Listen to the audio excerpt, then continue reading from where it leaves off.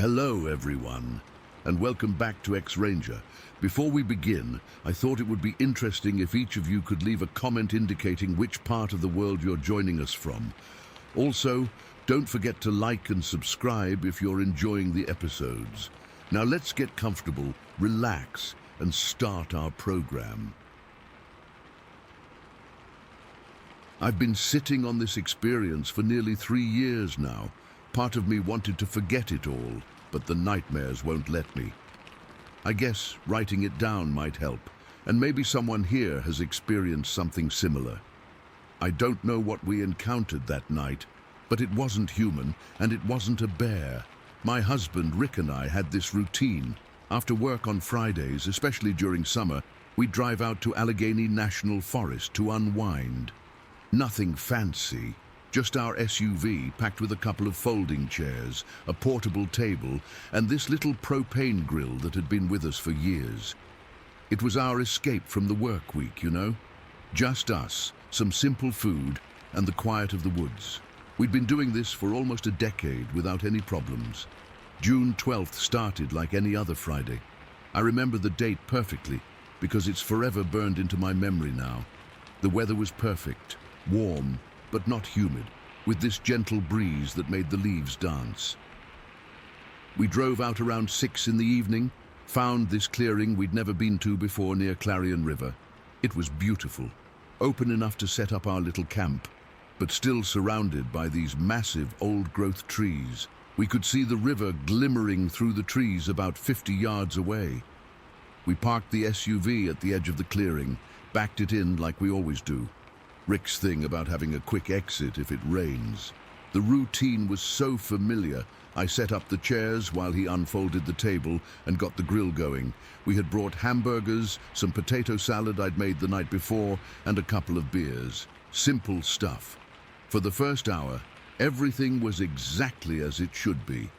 The burgers sizzled on the grill, filling the air with that mouth-watering smell. Rick and I talked about normal things. Work drama, plans for redoing the bathroom, whether we should visit his sister in July. The sun started setting, painting everything in this golden light. We even spotted a few deer at the edge of the clearing, cautiously grazing maybe 30 yards away. It was postcard perfect, you know?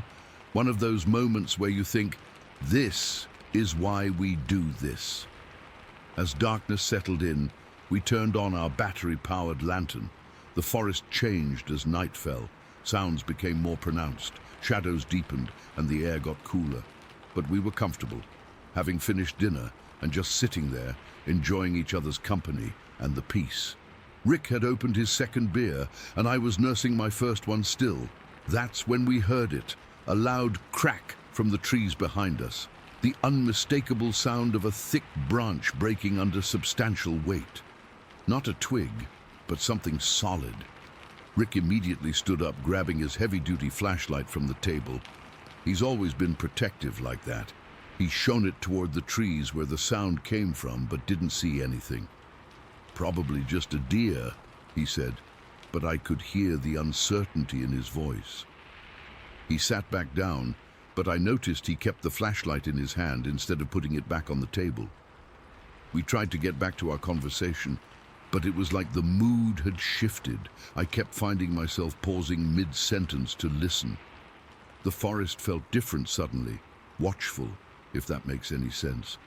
Maybe 10 minutes later there was another sound, a heavy thud that vibrated through the ground. It wasn't like an animal stepping on a twig. This was deliberate, powerful, like something massive had stomped down hard. Then came this sound I'll never forget, a deep, prolonged exhale, almost like a horse, but much deeper, much larger. It came from the darkness behind us, not far from where we'd heard the branch break.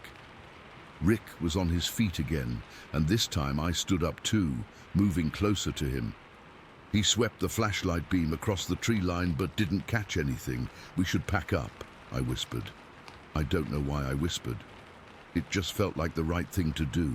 Before Rick could respond, the most terrifying sound erupted from the trees. 3 rapid, incredibly loud impacts, like someone taking a sledgehammer to the trunks. Boom, boom, It wasn't random. It had a rhythm, a purpose. The sound echoed across the clearing. Rick's hand was shaking slightly as he aimed the flashlight toward the noise. The beam cut through the darkness, and for a split second, just the briefest moment, we saw two eyes reflecting back at us. They weren't low to the ground like a deer or even a bear. These were high up, way higher than any animal I'd ever seen, and they glowed with this yellowish-green reflection that made my blood run cold. The light caught something else too. A massive outline, something huge moving behind the first line of trees. Then it was gone, melting deeper into the forest before we could process what we'd seen. My heart was hammering so hard I could hear it in my ears. Rick grabbed my arm with his free hand, and we started backing slowly toward our SUV. I could feel him trembling, or maybe it was me. Neither of us spoke. We were afraid to make any sound. We were maybe halfway to the car when the pounding started again. But this time it wasn't coming from where we'd first heard it. It was moving, circling around the edge of the clearing. Boom, boom, boom, then silence. Boom, boom, boom, from a different spot. Whatever was making that sound was moving fast, much faster than something that size should be able to move. Then everything went still. The forest became completely silent. No insects, no night birds, nothing. Just our ragged breathing and the blood rushing in my ears. That's when it stepped into view. I'll never forget what I saw. Never. It emerged from the trees about 40 yards from us, stepping into the clearing with this strange, fluid motion that was both familiar and completely alien. In the beam of Rick's flashlight, I could see it clearly. An enormous, upright figure covered in shaggy, dark hair. Not fur like a bear, but hair, hanging in matted clumps from its body. Its shoulders were impossibly wide, and its arms, God, its arms hung down so low, almost to its knees. It stood fully upright like a man, but not a man, not even close. It didn't acknowledge us at first. It moved with purpose directly toward our table and grill, crossing the distance with just a few long strides. Rick's flashlight followed it, the beam shaking wildly now. I wanted to run, but my legs wouldn't move. It was like watching a nightmare unfold in slow motion. When it reached our setup, it paused for a moment, its massive chest expanding as it breathed in deeply. Then, with one swift motion, it struck out with its arm and hit our grill, sending it flying. The metal crashed and clanged, our food scattered everywhere. The propane tank disconnected and rolled away. Our table was next, flipped over with such force that it broke apart. Our chairs were kicked aside like they weighed nothing.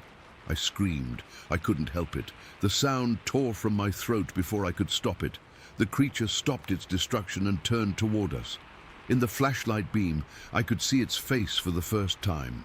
Its head was shaped oddly, conical, with no real neck, just this mass of muscle connecting to those massive shoulders. It had a heavy brow ridge that shadowed its eyes, and its face was broad with a wide, flat nose and thin lips pulled back slightly, revealing teeth that looked too human and too animalistic at the same time. It stared at us, its chest heaving. Then it let out this growl, not a roar like a bear, but something deeper, something that started low and built into this rumbling sound that I could feel vibrating through my entire body. It was a warning, a threat, something primal that spoke directly to the most ancient part of my brain. For what felt like an eternity, though it was probably just seconds, it seemed to consider approaching us. It shifted its weight forward slightly, and I thought, this is it. This is how I die. But then, as suddenly as it had appeared, it turned away. With 2 or 3 impossibly long strides, it was back at the tree line. The darkness swallowed it whole, and it was gone. I don't remember getting to the car. I have this gap in my memory. One moment we were standing there, frozen in terror, and the next we were in the SUV, Rick fumbling with the keys, both of us sobbing and gasping for air. The engine roared to life, and we sped away, leaving everything behind. The broken grill, the scattered food, our camping gear. None of it mattered.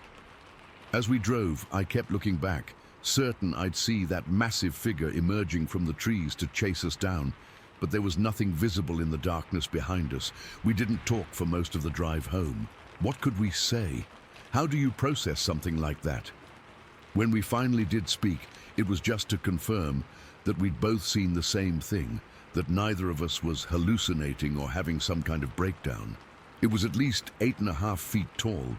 I'm sure of that because Rick is 6'1", and this thing towered over what his height would have been standing next to it. It wasn't just tall, it was massive, powerfully built with this barrel-shaped chest and limbs like tree trunks. Its hair was dark brown, almost black in the flashlight beam, hanging in these shaggy mats over its body. And those eyes, I still see them when I close my eyes at night, reflecting the light with that eerie glow. We reported it to a forest ranger the next day, but I could tell from his face that he didn't believe us. He wrote it down, asked if we'd been drinking. We had those 2 beers, but we were completely sober when it happened, and suggested it was probably just a bear that got spooked. But I know bears. We've seen plenty of them in our years of camping. This was no bear. It's been 3 years, and I still haven't gone back to the forest. Rick, who used to go hunting every fall and fishing most weekends in the summer, hasn't set foot in Allegheny since that night. He sold his fishing gear, gave his hunting rifle to his brother. Something in him changed.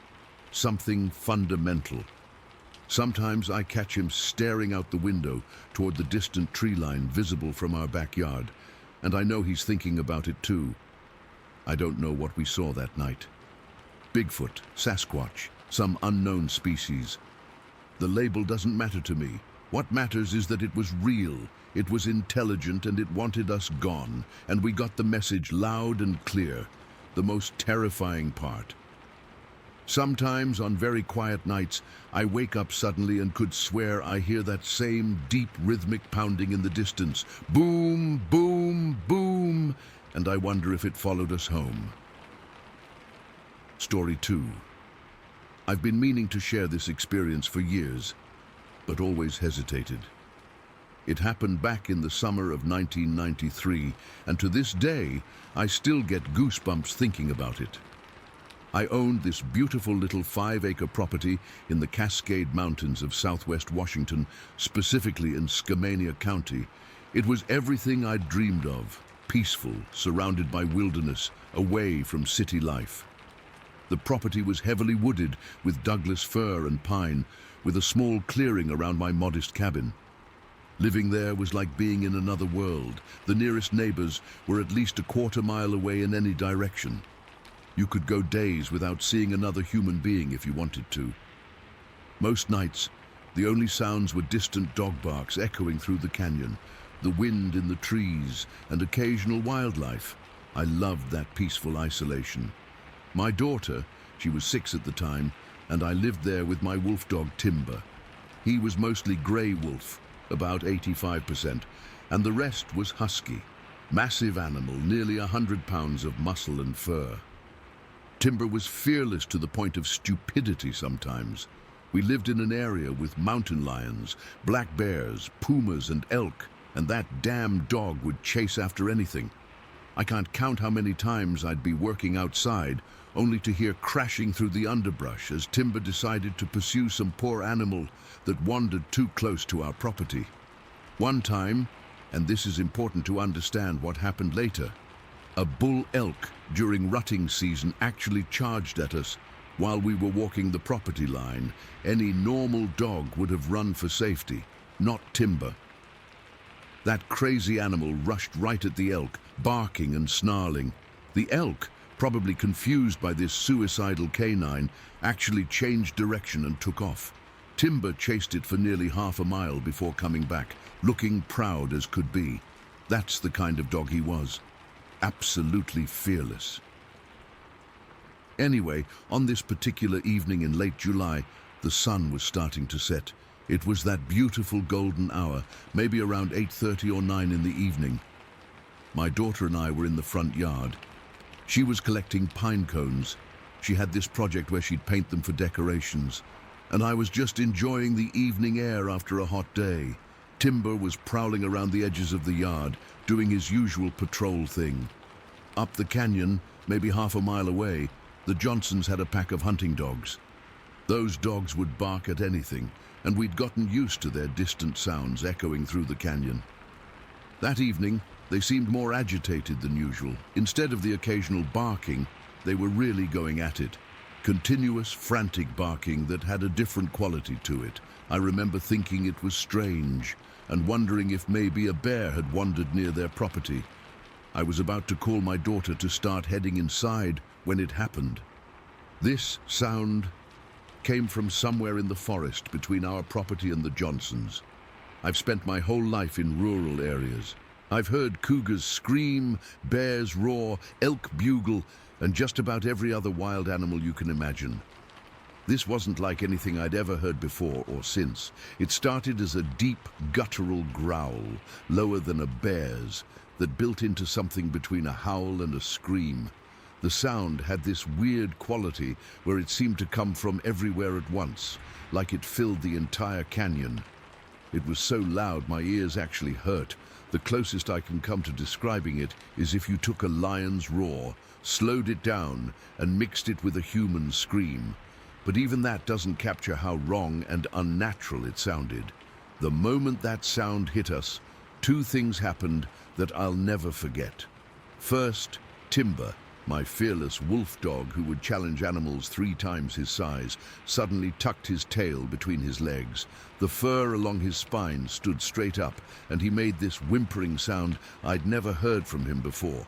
Before I could even react, he bolted under the porch of our cabin and crammed himself as far back as he could go. Second, the entire canyon went completely silent. And I mean absolutely silent in a way that was deeply unsettling. The Johnsons' dogs, which had been barking non-stop, went quiet mid-bark. The birds stopped chirping. Even the insects went silent. It was like someone had hit a mute button on the entire forest. In all my years living in remote areas, I'd never experienced anything like it. Nature doesn't work that way. There's always some sound, even if it's just the wind or distant wildlife. But this silence was complete and unnatural. Then the smell hit us. It was so sudden and overpowering that I actually gagged. Imagine finding a deer carcass that's been rotting in the summer heat for days. Then mix that with the strongest, most pungent musk odor you can imagine. Like a skunk, but worse. With something else I can't even describe. The smell was thick enough that you could almost taste it. My daughter turned to me with wide eyes and said, "Daddy, what's that smell?"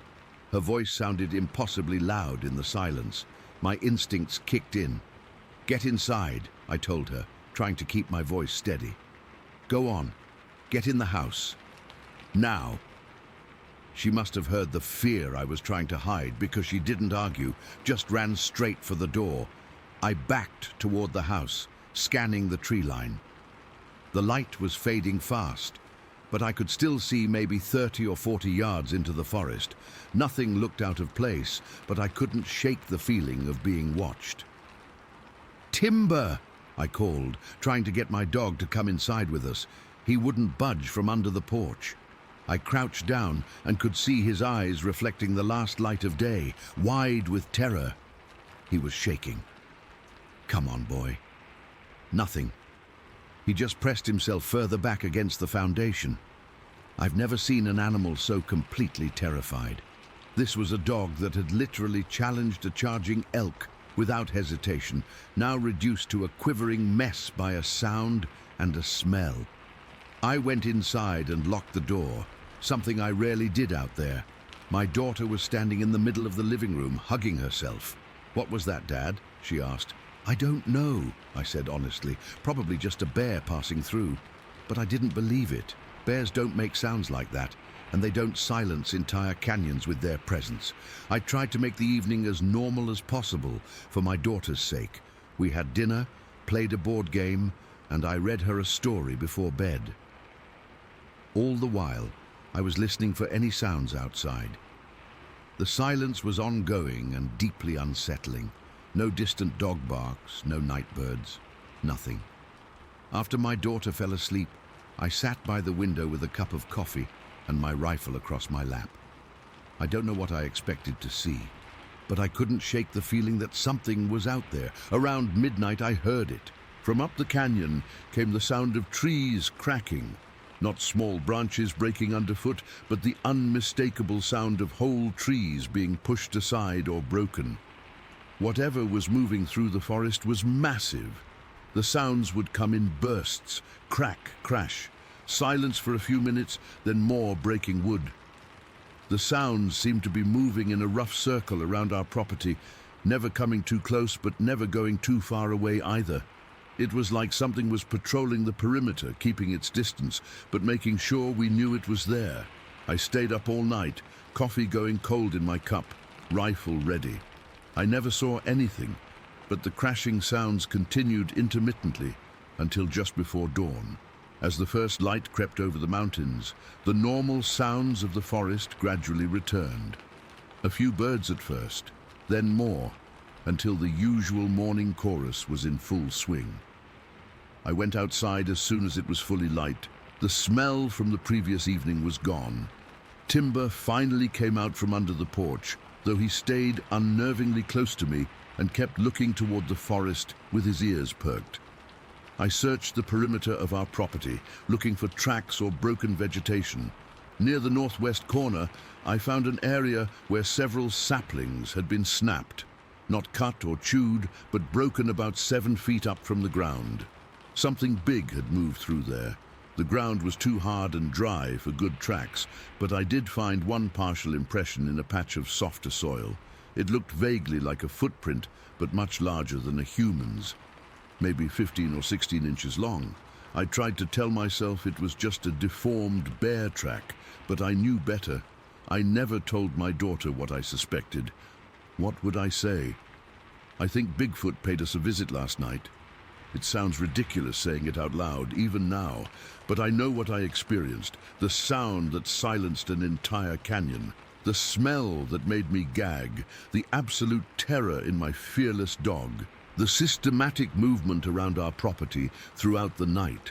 Something was there. Something intelligent enough to be curious but cautious. We stayed on that property for another year, but I never let my daughter play outside alone after dark again. Timber never fully went back to his old self either. He stopped wandering the property and stayed close to the house. Sometimes he'd suddenly stop, stare into the forest, and that ridge of fur would stand up along his spine again. I've been a rational person my whole life. I'm not prone to flights of fancy or believing in the supernatural. But that night in the summer of 1993 in Skamania County changed me. There are things in those mountains that don't have scientific names. Things that have managed to stay hidden despite all our technology and exploration. Every time I hear about Bigfoot sightings or encounters, especially in the Pacific Northwest, I think back to that night. The sound, the smell, the silence. I didn't see what made those sounds and caused that smell, but I know it was real, and sometimes in my dreams I still hear that howling scream echoing through the canyon, still feel that primal fear running down my spine. The weirdest thing, Skamania County actually has an ordinance making it illegal to kill Bigfoot. It was originally passed as a joke in 1969, but after what I experienced, I don't think it's a joke at all. Story 3. I've never really told this story to anyone outside my immediate family. Even after all these years, I get a chill thinking about what I saw that day on Badger Mountain. It wasn't supposed to be anything special, just a regular hunting trip like I'd done dozens of times before. But what I witnessed changed how I look at those mountains forever. It was early March 1967. I remember because the weather was finally starting to break after a particularly harsh winter in Benton County. I'd been itching to get back out there, to feel that sense of solitude you can only get in the Washington wilderness. Badger Mountain was a familiar spot, about 5 miles south of Richland, where I lived at the time. Nothing fancy about my gear, just my Winchester 30-006, some basic supplies, and the binoculars my dad had given me for my 18th birthday. The morning started off pretty normal. I parked my truck at the base of the mountain around 6:30 in the morning. The air had that crisp, early spring feel. Not freezing, but cool enough that I could see my breath hanging in front of me. The sky was doing that typical March dance between sun and clouds. 1 minute, I'd feel the warmth on my face. The next, I'd be zipping my jacket up as a cloud passed overhead. The climb up Badger Mountain isn't particularly difficult, but it gets your heart pumping. I took my time, stopping occasionally to catch my breath and scan for deer or anything else that might be moving in the underbrush. By the time I reached the summit, it was around 9 in the morning. I found a good spot on an outcropping that gave me a clear view of the valley below. I pulled out a thermos of coffee, took a swig, and then grabbed my binoculars. This was always my favorite part of hunting, that quiet moment of observation, taking in the landscape, looking for movement. The valley stretched out before me, mostly open terrain with patches of pine and some scattered brush. A creek ran through the bottom of it, cutting a small ravine through the landscape. I had been scanning methodically for maybe 15 minutes when I spotted movement near the edge of the tree line, about half a mile out. At first, I thought it might be a bear. We get black bears in the area sometimes, and from that distance, the dark shape moving along the edge of the trees seemed about right, but something felt off about the way it moved. I adjusted the focus on my binoculars and felt my heart skip a beat. What I was looking at wasn't a bear. It wasn't anything I recognized. The figure was walking upright on 2 legs, but it wasn't a person. It was massive. I'd estimate around 7.5 feet tall. Its body was heavily built, with broad shoulders and thick limbs. But what really got me was that it was covered in dark, reddish-brown hair. Not clothes, hair.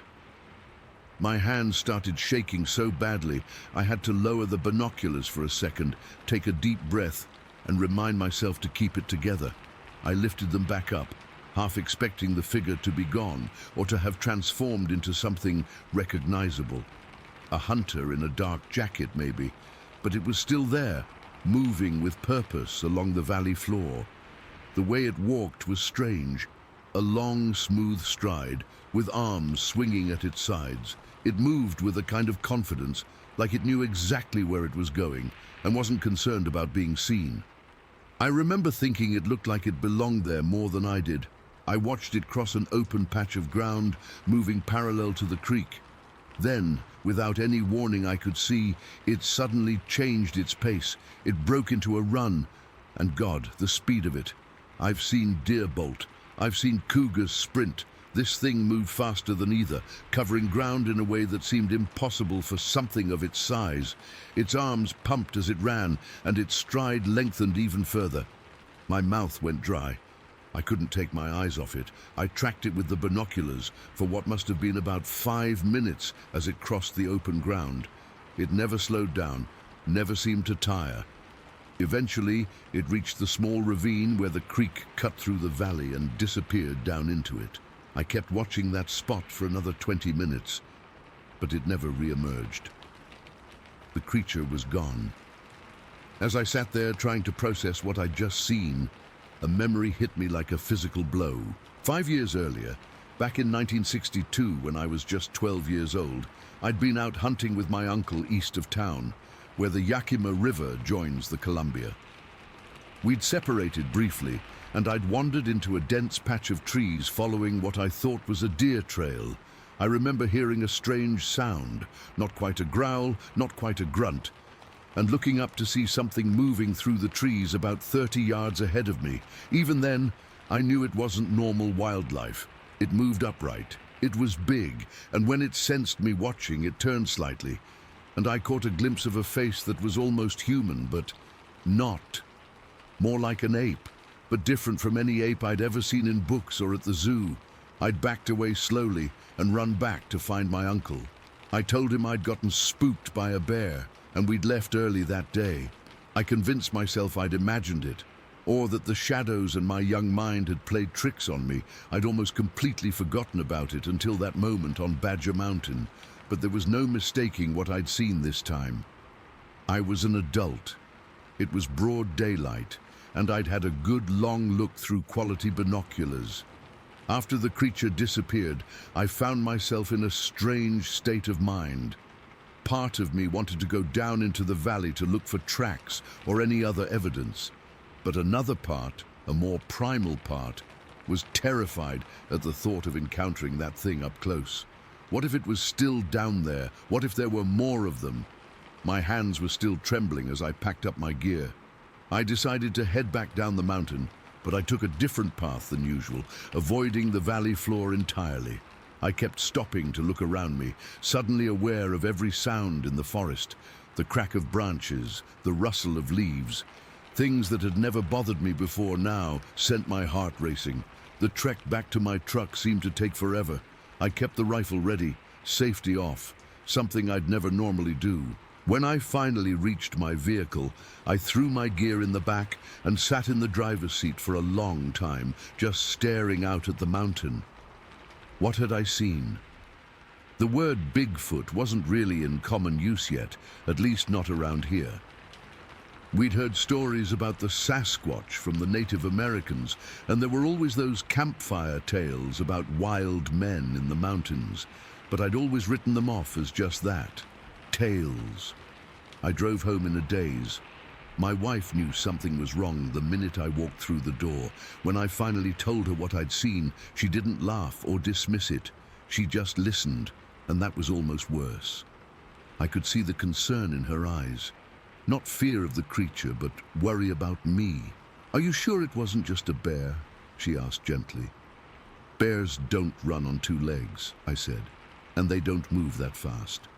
For weeks afterward, I couldn't sleep properly. I'd wake up in the middle of the night, convinced I could hear that not quite human sound from my childhood memory outside our house. I'd go to the window and stare out at the darkness, half expecting to see a huge silhouette watching our home. I went back to Badger Mountain twice that spring, both times with a hunting buddy. I told him I wanted company, but not why. We never saw anything unusual, and I never mentioned what I'd witnessed. I was already getting a reputation as a solid, level-headed guy. The last thing I wanted was people thinking I was some kind of crackpot seeing monsters in the woods. By summer, I'd almost convinced myself that I'd somehow misinterpreted what I saw. Maybe it was some kind of optical illusion caused by heat waves or light filtering through the trees. Maybe it was just an unusually large man wearing some kind of strange gear. The human mind wants explanations, wants to fit things into categories we understand, but then I'd remember the fluid way it moved, the impossible speed, the proportions that were all wrong for a human, the hair covering its body. It's been over 50 years now since that day on Badger Mountain. I've never seen anything like it again, though I've never stopped looking whenever I'm in the woods. I've read accounts from others who claim to have seen similar creatures in the Pacific Northwest. Some of them sound credible, others seem like obvious hoaxes or misidentifications. I don't know what I saw that day. I can't explain it. All I know is that it was real, it was there, and it changed how I think about the wilderness. There are things out there we don't understand, things that don't fit neatly into our categories of known animals. Sometimes when I'm sitting on my porch at night, looking out at the distant outline of the mountains against the sky, I wonder if it's still out there. I wonder if it ever thinks about the human it saw watching it from the mountaintop that spring morning in 1967. I wonder if it was as puzzled by me as I was by it. And sometimes, when the house is quiet and my mind drifts back to that day, I can still feel the way my hands shook on those binoculars. I can still see that powerful figure running across the valley floor with impossible speed and grace. I can still feel that mixture of awe and primal fear that washed over me. Whatever it was, it belongs to those mountains in a way we never will, and sometimes, just sometimes, I think maybe that's as it should be. Not everything in this world is meant to be categorized, tagged, and explained. Some things are just meant to be glimpsed briefly, leaving us to wonder about what else might be out there, just beyond the edge of what we know. Story 4. I've been debating for weeks whether to share this. I'm still shaken by what happened, and I doubt I'll ever fully recover from it. My family and I experienced something in October of 2000 that changed us forever. I've read other accounts similar to ours, but until you live through it yourself, you can't understand the terror. We live in a modest home at the edge of the Appalachian foothills in Georgia. It's normally peaceful here, or at least it was. Our property backs up to dense woods that stretch for miles. We always loved the privacy and wildlife. My husband, our teenage child, and I have lived here for almost 15 years. Rex, our German Shepherd mix, was part of our family too. He was the best dog, loyal, smart, and protective. He would alert us whenever someone pulled into our driveway, or if deer wandered too close to our garden. God, I miss him. That night started like any other October evening. The air was crisp, and we could see our breath when we let Rex out for his evening bathroom break. Around 10 o'clock, we were winding down for the night. My husband was checking the doors while I finished up in the kitchen. Our kid was in their bedroom with headphones on, probably still doing homework. That's when it started. Rex began barking, not his normal "someone's here" bark, but something different, more urgent, more afraid.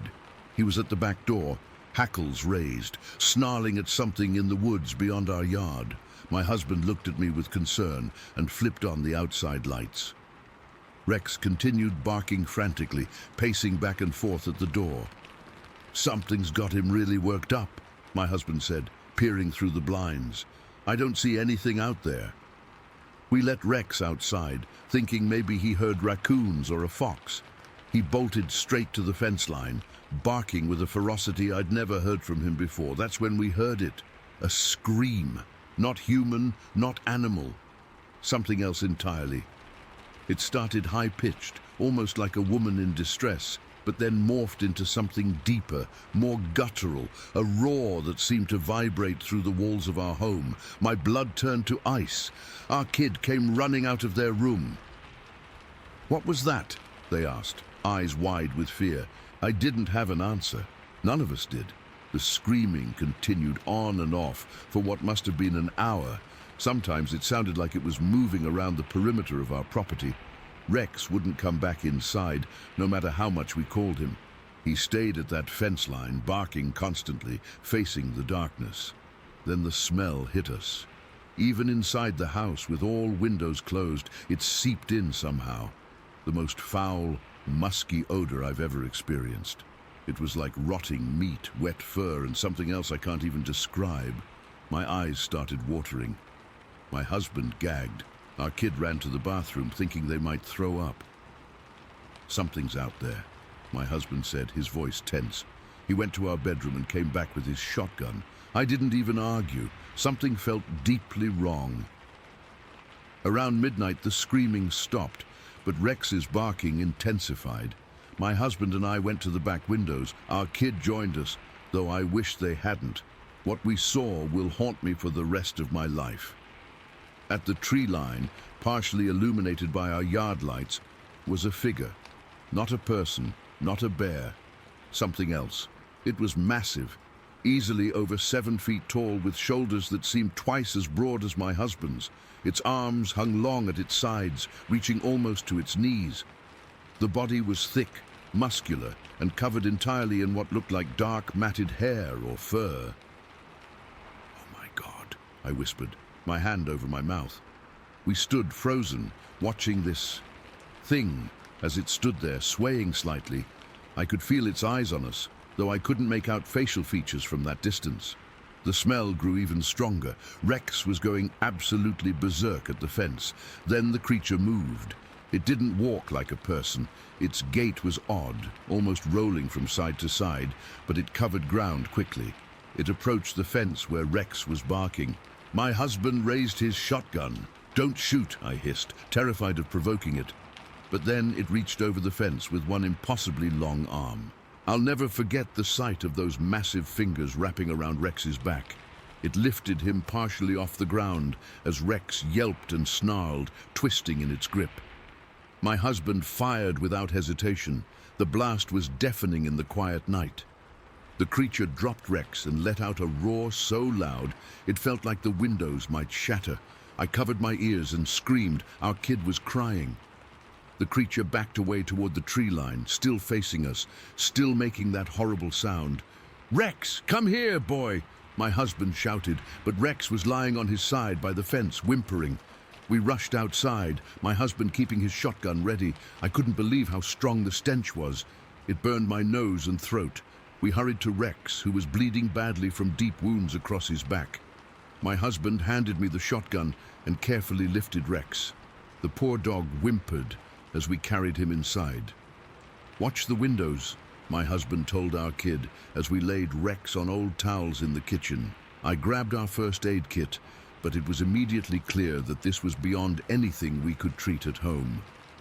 The wounds were deep, not like bites, more like tearing injuries from massive claws or fingers. He was losing too much blood. "We need to get him to the emergency vet," I said, already grabbing my keys. But then we heard it again, heavy footsteps circling our house. More than one set, it seemed. Grunting sounds, breaking branches. The creature hadn't left, and it might not have been alone. "We can't go outside," my husband said, his face pale. "Not now." We spent the next hours in pure terror. Our kid was sobbing. Rex's breathing became more labored despite our best efforts to stop the bleeding and comfort him. Around 4 in the morning, he died in our arms. I've never seen my husband cry like that before or since. None of us slept. We stayed in the living room, lights on, shotgun ready. The sounds outside continued sporadically. Heavy steps, wood cracking, low grunts. Sometimes it would go quiet for 20 minutes, and we'd think maybe it was over. Then we'd hear a branch snap right outside a window, and the terror would rush back fresh. When dawn finally came, the sounds stopped. We waited another hour before my husband dared to look outside. The yard was a mess. 2 fence posts were damaged, not broken, but bent and splintered as if something incredibly strong had leaned against them. There were areas where the ground was torn up, and in the mud near the back fence we found footprints.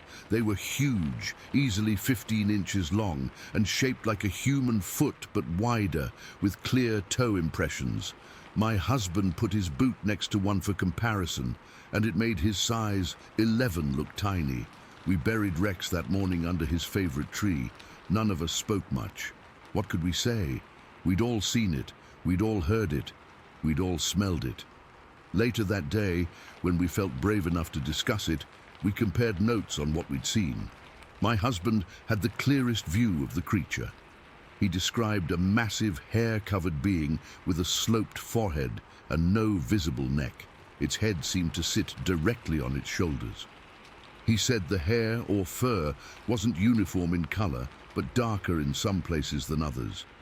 I couldn't see the details as well, but I'll never forget the outline of it against the trees, how unnaturally large it was, how it moved with purpose, and that smell. I can still recall it if I think about it too much. Our kid had seen the eyeshine first, 2 reflective eyes catching the yard lights, set wider apart than any animal we know.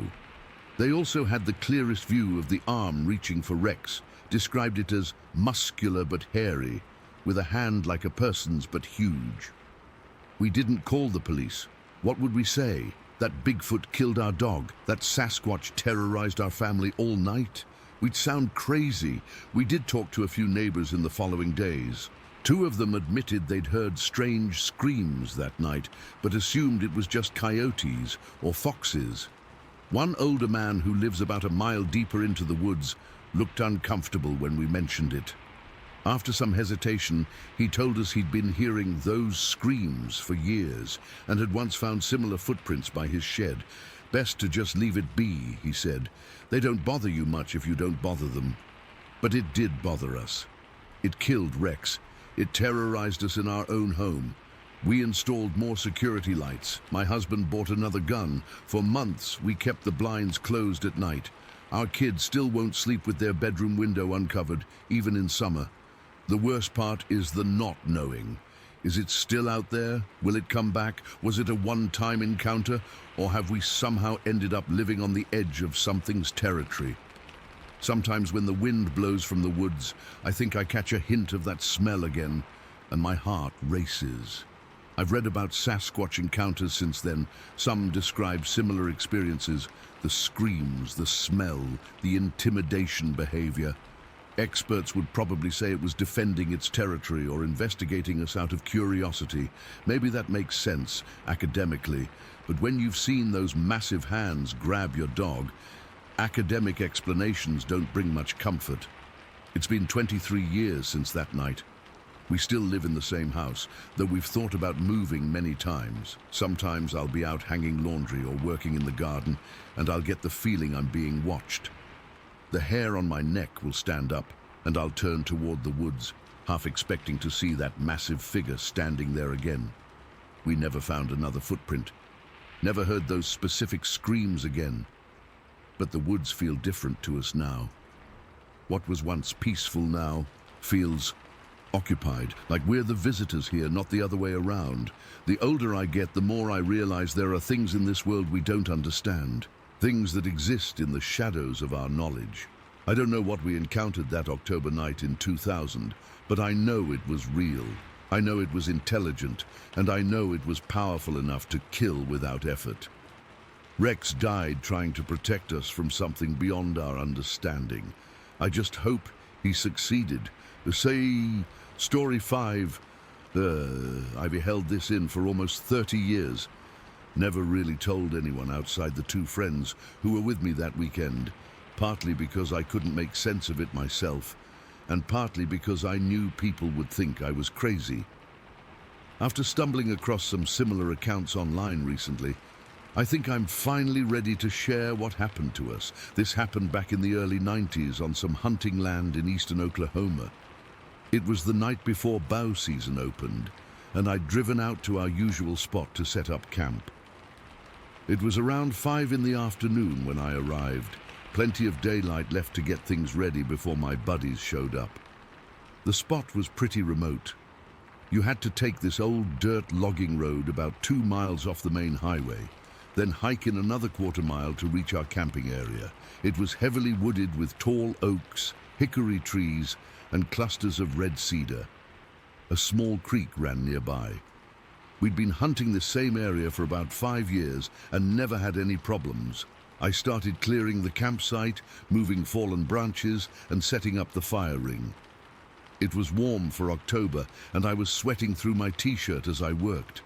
That's when I first noticed something odd. I heard these heavy impact sounds coming from about 25 feet north of where I was working, not like a deer walking. Deer make a distinctive sound when they move through leaves. This was heavier, deliberate. I stopped what I was doing and listened. The sound stopped too. I figured it might be a wild hog. We'd seen them in the area before, so I went back to work. But every few minutes I'd hear it again. A heavy step, then silence, like whatever it was would take a single step and then freeze. While focusing on those sounds from the north, I caught movement out of the corner of my eye to the south. Just a dark shape moving between trees maybe 50 yards away, too quick to really make out what it was, but it seemed big. As the sun started to set, this weird feeling came over me. Hard to explain exactly, but it was like that feeling when someone's staring at you from across a room, that prickly sensation on the back of your neck. I kept looking up from my work, scanning the tree line, but never saw anything definitive. By the time I finished setting up camp, it was getting dark. I had the tent up, firewood collected, and was just starting to get a small fire going when headlights appeared through the trees. My buddy RL had arrived. RL pulled his truck as close as he could get it to our campsite and hopped out. First thing he said, before I'd mentioned anything about my afternoon, was, "Man, something doesn't feel right out here." He said he'd felt uneasy driving in, like he was being watched from the trees. That's when I got my first real chill. I hadn't said a word about my experiences that afternoon. Our third hunting partner, MR, showed up around 8:30. By then, RL and I had the fire going good, and we were heating up some beans and hot dogs for dinner. The whole time, that feeling of being watched never went away. We didn't talk about it much, just made normal conversation about work, family, the upcoming hunt. But I could tell we were all a little on edge. Then came the smell. It hit us all at once while we were sitting around the campfire. This powerful, nasty odor, like a mix of dirty sweat, skunk, and something else I can't even describe. It was coming from the south side of camp, the same direction where I'd seen movement earlier.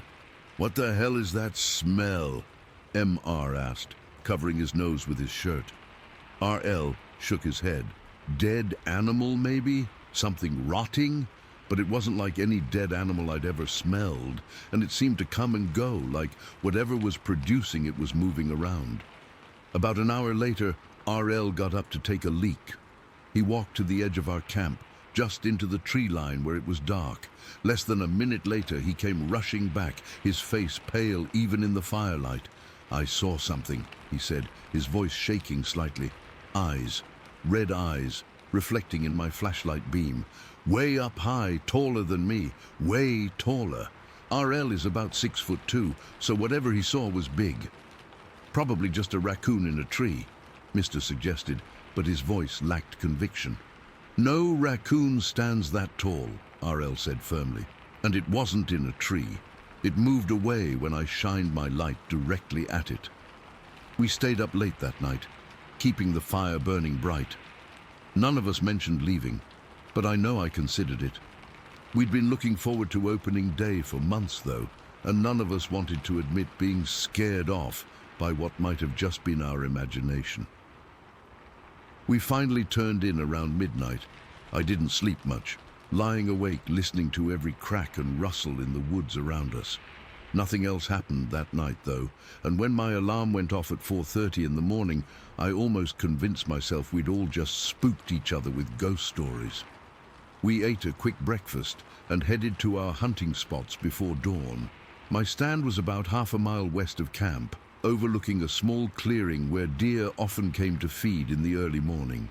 I climbed up, secured my safety harness, and settled in as the sky began to lighten. The forest was eerily quiet that morning. Usually at dawn, you hear birds waking up, squirrels rustling around, but there was almost nothing, just silence. Around 6:30, when the sun was just peeking through the trees, I heard it. 3 distinct wood knocks, like someone striking a tree with a solid piece of wood. Knock, knock, knock, evenly spaced, coming from maybe 100 yards behind me.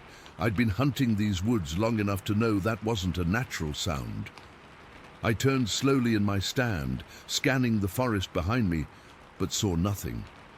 Then, about 5 minutes later, there was a loud snap that echoed through the trees, like a branch being violently ripped off a tree. Not broken by wind or falling, but deliberately torn. I stayed in my stand until around 10, but didn't see a single deer, not even a squirrel. It was like all the wildlife had cleared out of the area.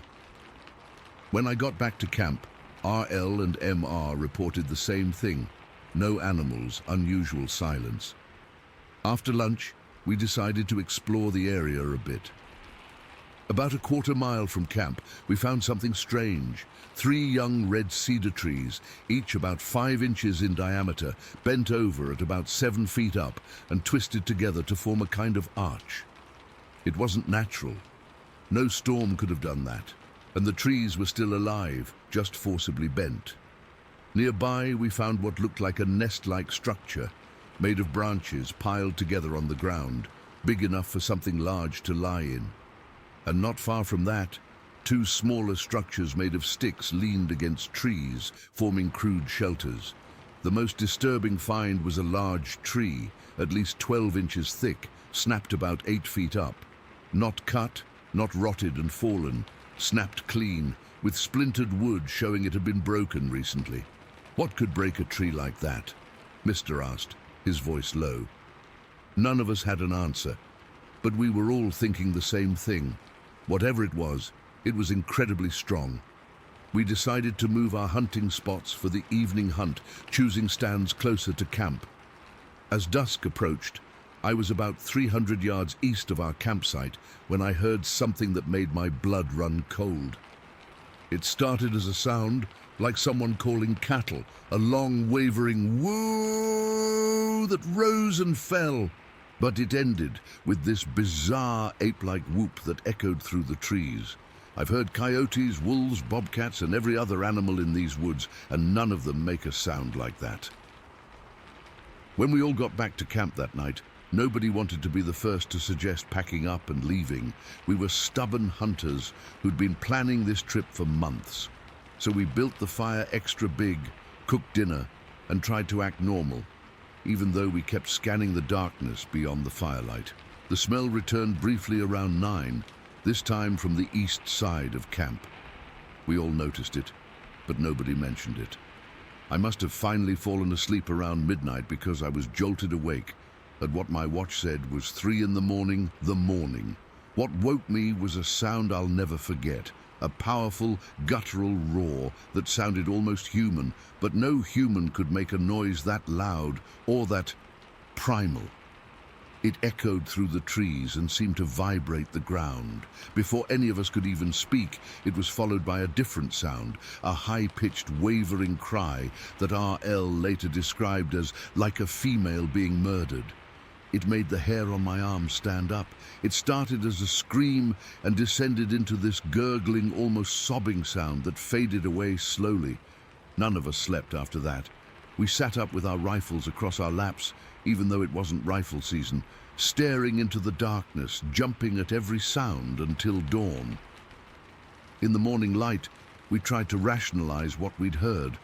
Maybe mountain lions, though they weren't common in the area. Maybe some kind of weird atmospheric thing carrying sounds from far away. Deep down, I don't think any of us believed these explanations. We decided to scout one more area before packing up. About half a mile north of camp was a plum thicket we'd seen deer feeding in before. As we approached it, that same skunk sweat smell hit us stronger than ever. And there, at the edge of the thicket, was a clear impression in the soft ground, a footprint-like depression over 15 inches long. We didn't even discuss it. We just looked at each other, turned around, and walked straight back to camp. Within an hour, we had everything packed and were heading out. None of us said much on the drive home. For almost 30 years, I kept this experience to myself, writing it off as unexplainable. It was only recently, after reading accounts online of Bigfoot encounters, that the pieces fell into place. The wood knocks, the tree structures, the powerful smell, the strange vocalizations, the feeling of being watched. I still hunt, but never went back to that particular spot. And to this day, when I'm in the woods and it gets too quiet, I find myself scanning the trees, wondering if I'm being watched again. Story 6. I've been putting off talking about this for almost a decade now. It's not easy to describe something that nobody believes, that makes you sound crazy. But I need to get this off my chest, and maybe someone here has seen the same thing. This happened back in August of 2014. My wife and I were taking a short vacation to Sedona. We'd both been working crazy hours that year and needed to get away, see those famous red rocks, maybe do some stargazing in the desert. We're both pretty down-to-earth people. I work in IT, she's in healthcare. We don't believe in ghosts or aliens or anything like that, or at least we didn't. We spent the day hiking and had dinner in town. Nothing fancy. It was a beautiful, clear night, and we decided to take a drive out to a spot the hotel clerk had recommended for stargazing. It was pretty remote, maybe 15 or 20 miles outside of town, on these winding desert roads, the kind with no streetlights, no houses, just junipers and scrub brush as far as you can see. It must have been around 11 at night when we started heading back to our hotel. The moon was just a sliver, and I remember thinking how incredibly dark it was out there. My wife was dozing in the passenger seat. I had the radio on low, some classic rock station that kept cutting in and out. The headlights only illuminated maybe 20 feet ahead on that narrow road. Beyond that was just blackness. I first noticed something was off when I caught movement in my peripheral vision. At first, I thought it was just shadows from the junipers playing tricks on me. But then I saw it again. Something big moving parallel to the car through the brush. My first thought was maybe a deer or elk, though it seemed too large for either. "Hey," I said, nudging my wife, "I think there's something out there." She sat up groggy and peered out into the darkness. "I don't see anything." Then we both saw it, a massive dark shape moving through the trees alongside the road. It was keeping pace with the car, and I was doing about 40 miles per hour. Whatever it was fast and huge. "What the hell is that?" my wife whispered. I slowed the car, which was stupid in retrospect. I was curious. I thought maybe it was a bear, though I didn't think bears got that big in Arizona. The shape disappeared for a moment behind some thicker brush, and I actually started to speed up again, thinking it was gone. That's when it happened. This thing burst onto the road directly in front of us. I slammed on the brakes and the car skidded, the headlights illuminating what I still have nightmares about to this day. It was standing on two legs, directly in the center of the road, maybe 10 feet in front of our car. The headlights caught it full on, and I could see every horrifying detail. It was enormous, towering over the hood of our SUV, 8 feet tall at minimum, maybe taller.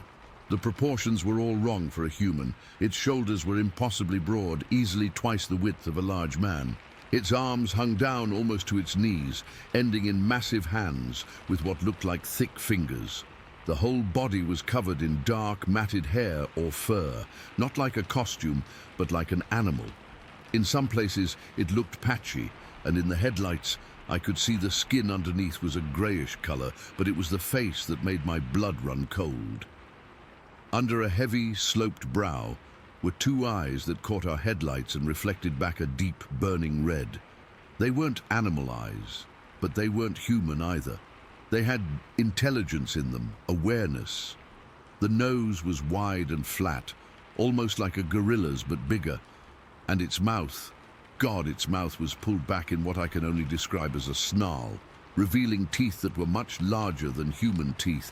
For what felt like forever, but was probably only seconds, we just stared at each other, us frozen in terror, it standing there like it was sizing us up. Then it did something I'll never forget. It roared. This wasn't like anything I've ever heard. Not a bear, not a mountain lion, not any animal I know. It was deep and guttural and so powerful that I could feel it vibrating through the car, through my chest. It was like it was roaring, not just with its voice, but with its entire body. My wife started screaming, and I was fumbling to put the car in reverse when the thing slammed both hands down on the hood of our car. The whole vehicle rocked backward, and I heard the metal crunch under its weight. The windshield cracked from the impact, a spider web of fractures spreading across the glass. I managed to shift into reverse and hit the gas. The car lurched backward, and the creature stumbled forward slightly as its support disappeared. I thought we were getting away, but before I could turn the car around, it was right there beside us. It moved so fast, inhumanly fast. In one fluid motion, it slammed its body against the driver's side of the car. The impact was so powerful that the car actually lifted on two wheels for a second. I thought we were going to flip over. My wife was screaming, I was yelling, and all I could think was that we were going to die out there in the middle of nowhere. When the car settled back on all four wheels, I slammed it into drive. But before I could hit the gas, this thing pressed its face right up against my window. Its breath fogged the glass, and I could smell it. This musky, wild animal smell mixed with something else, something rotten. One of its hands pressed against my window, and I swear to God, that hand covered almost the entire glass. I could see every detail, the wrinkles in what looked like leathery skin, the dirt under its nails, which were thick and yellow, and not quite claws, but definitely not human fingernails. Its eyes were right there, maybe 6 inches from mine, just separated by the glass. And they weren't just reflecting red anymore. They seemed to be glowing with their own internal light. In that moment, I knew with absolute certainty that this thing, whatever it was, wasn't just some animal. There was hatred in those eyes. Purpose. I floored it. The tires spun on the gravel before catching, and we shot forward. I could hear the creature's hand scraping down the side of the car as we accelerated. In the rearview mirror, I saw it standing in the middle of the road, watching us. Then it dropped to all fours and started running after us. This is the part that still makes my skin crawl. This thing was chasing us on all fours, and it was gaining on us. I had the pedal to the floor, pushing our SUV to 80-90 miles per hour on this narrow, winding desert road, and it was still behind us. Thankfully, the road started to descend, and gravity helped us put some distance between us and the creature. The last I saw of it in the rearview mirror, it had stopped in the middle of the road, standing upright again, those red eyes glowing in the darkness. We didn't stop until we reached the hotel, driving well over the speed limit the whole way. When we finally parked and turned off the engine, we just sat there, shaking, not speaking. The damage to our car was extensive. The hood was dented with what looked like 2 large handprints pressed into the metal. The windshield was cracked, and the driver's side had deep scratches running from front to back. But the worst was the trunk. It was caved in, like something had slammed into it with tremendous force. I don't even remember it hitting the back of the car, but it must have happened as we were trying to get away. We checked out of the hotel that night and drove straight home, taking turns behind the wheel. We didn't talk much during that drive. What was there to say? We'd seen something that shouldn't exist, something that most people would say was impossible. We reported it to the local sheriff the next day, but you can imagine how that went. They suggested maybe it was a bear, or we'd hit an elk. When I showed them the damage to the car, they said it looked like we'd rolled it. They didn't believe a word we said, and honestly, I don't blame them. I wouldn't have believed it either if I hadn't lived through it. The insurance company gave us grief about the damage too. Eventually, we just paid for the repairs ourselves to avoid having to explain what happened. For months afterward, I had terrible nightmares. I'd wake up in a cold sweat, certain that those red eyes were watching me through the bedroom window. My wife couldn't sleep without the lights on for almost a year. We've never gone back to Sedona, or camping, or anywhere remote.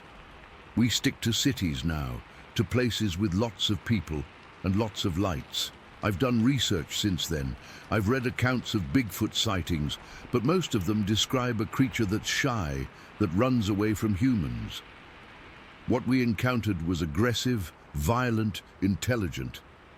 It wasn't just trying to scare us off, it was trying to get to us. To this day, I don't know what would have happened if it had managed to get inside the car. I know how this sounds. I know most people reading this will think I'm making it up, or that I was drunk or on drugs. I wasn't. I know what I saw, what we both saw. Something is out there in those desert woods, something that shouldn't exist, but does.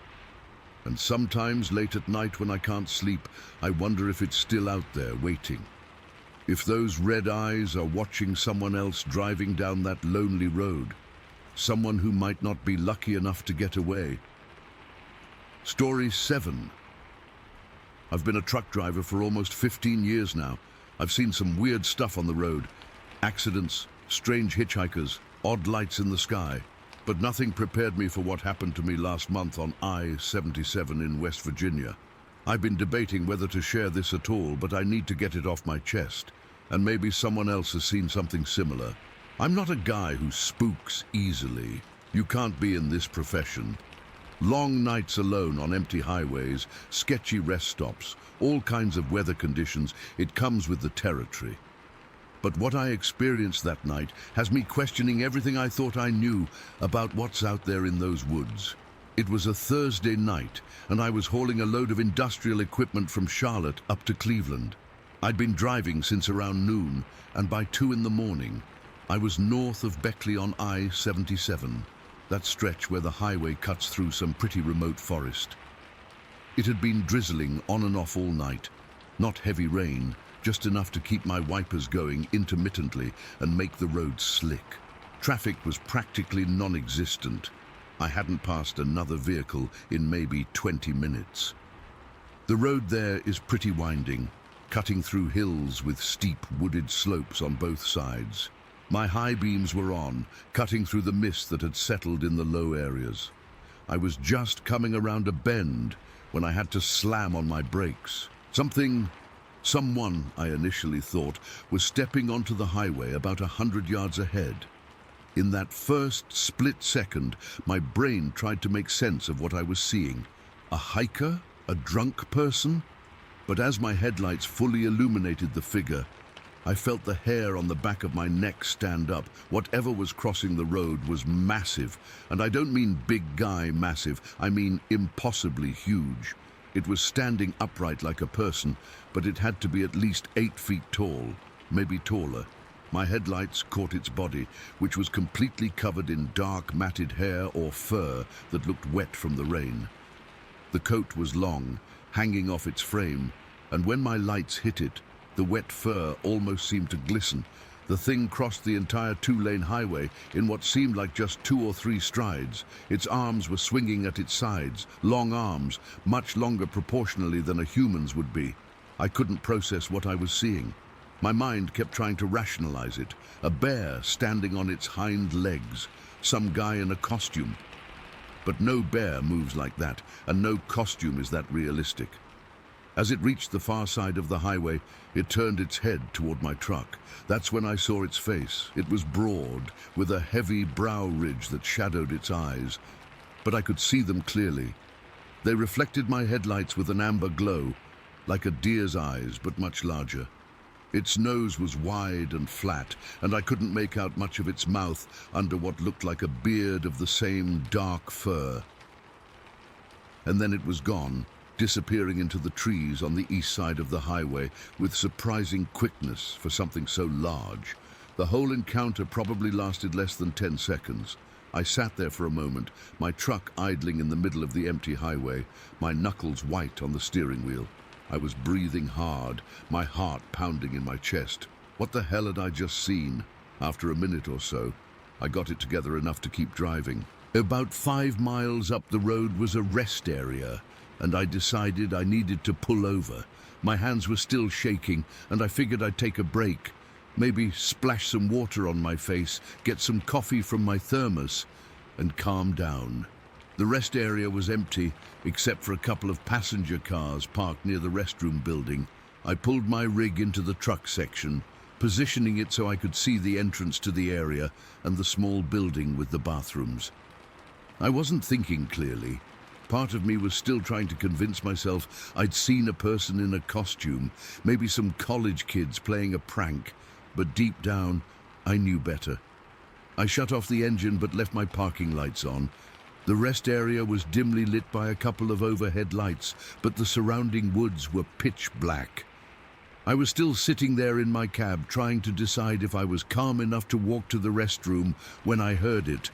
A sharp, deliberate knocking sound coming from the trees behind the rest area.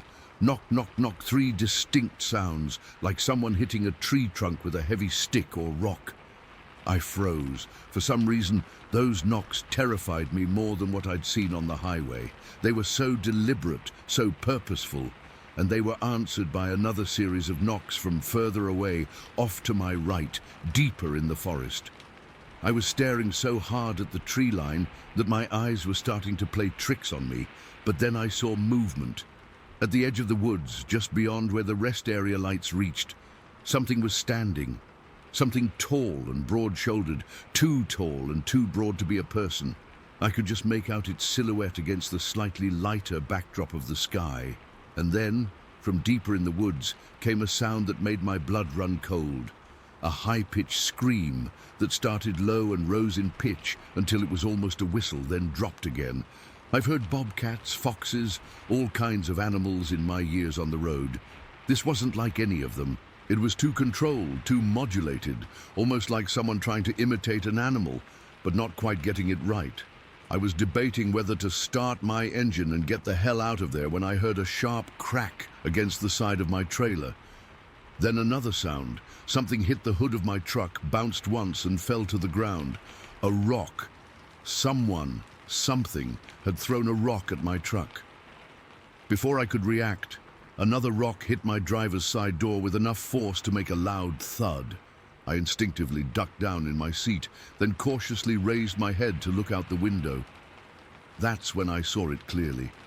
Standing at the edge of the parking area, partially illuminated by one of the overhead lights, was an enormous figure.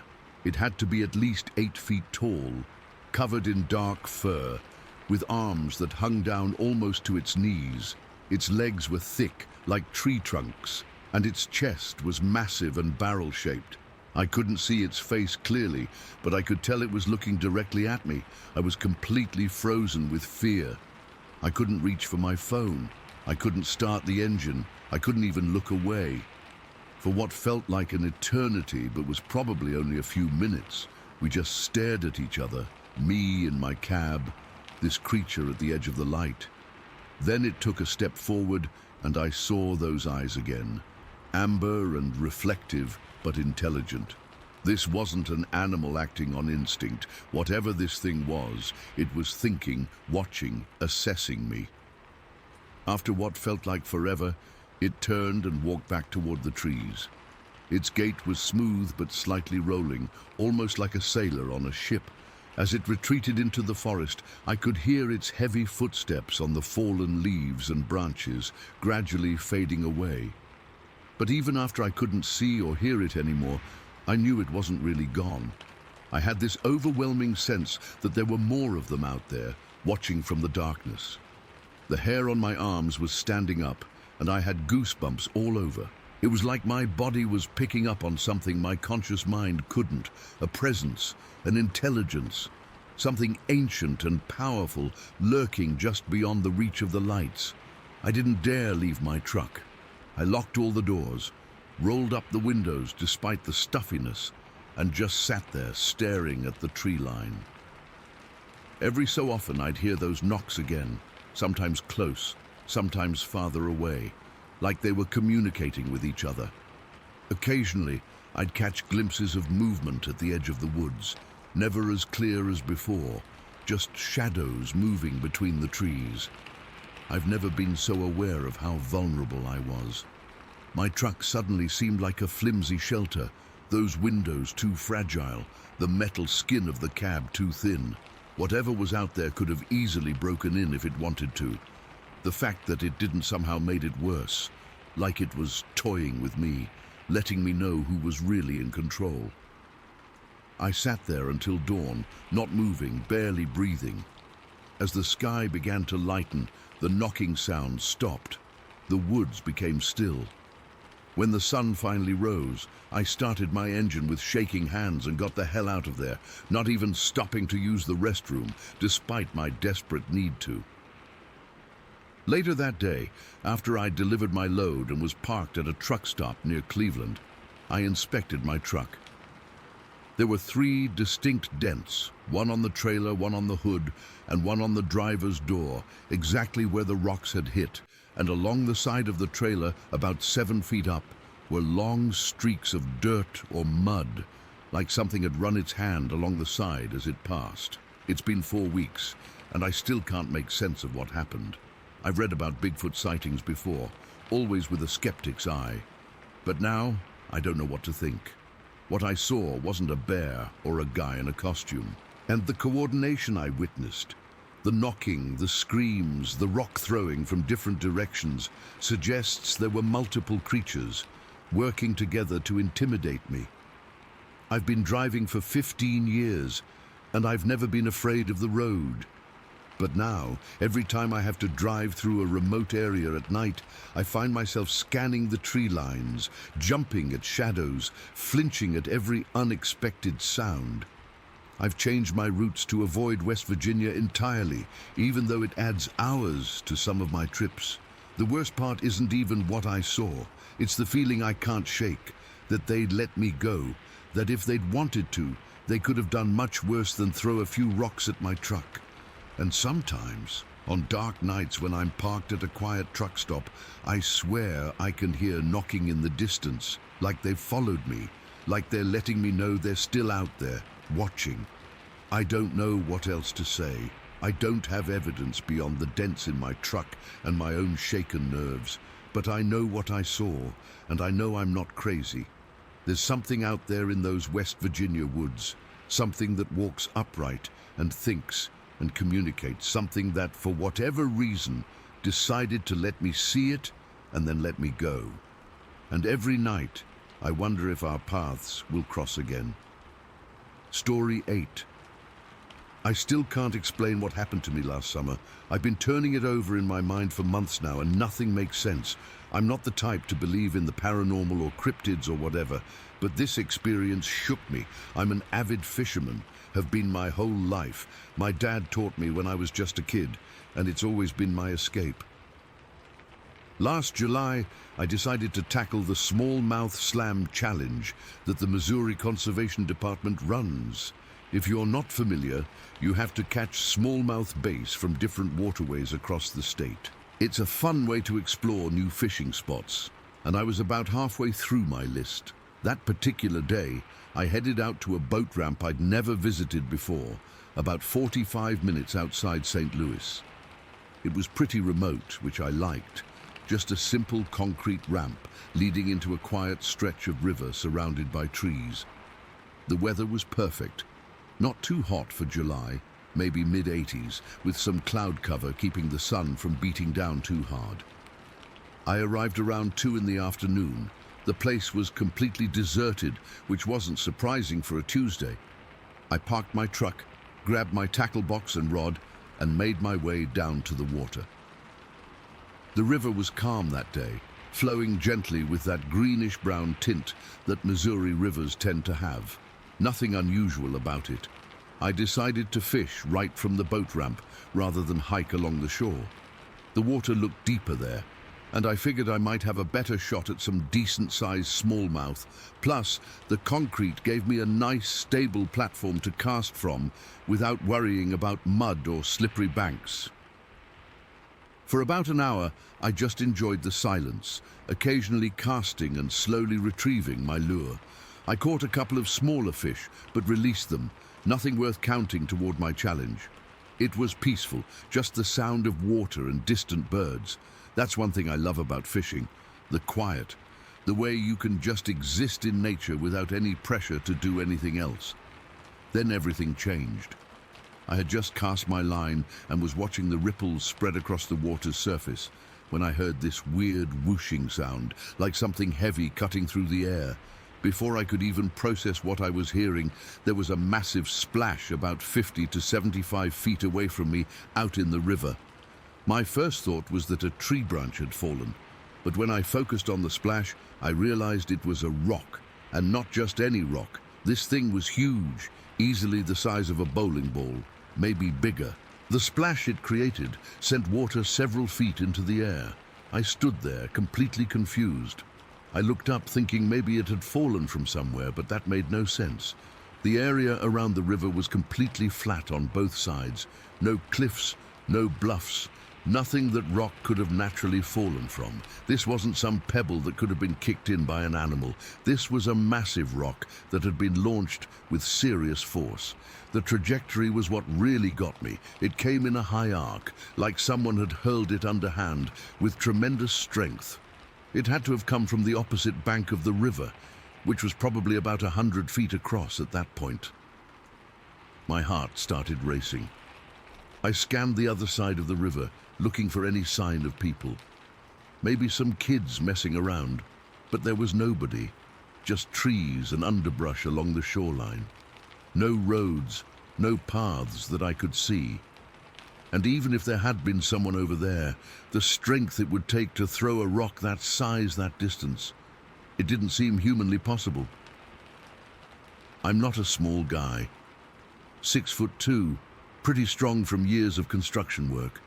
And I know I couldn't throw something that heavy, even half that distance. We're talking about a rock that probably weighed 40 or 50 pounds. I reeled in my line, suddenly feeling very exposed standing there on the concrete ramp.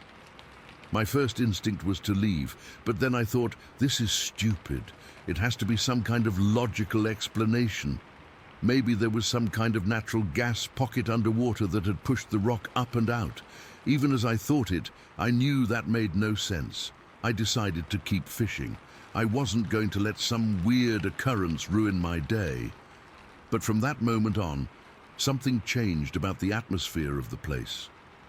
What had felt peaceful now felt watched.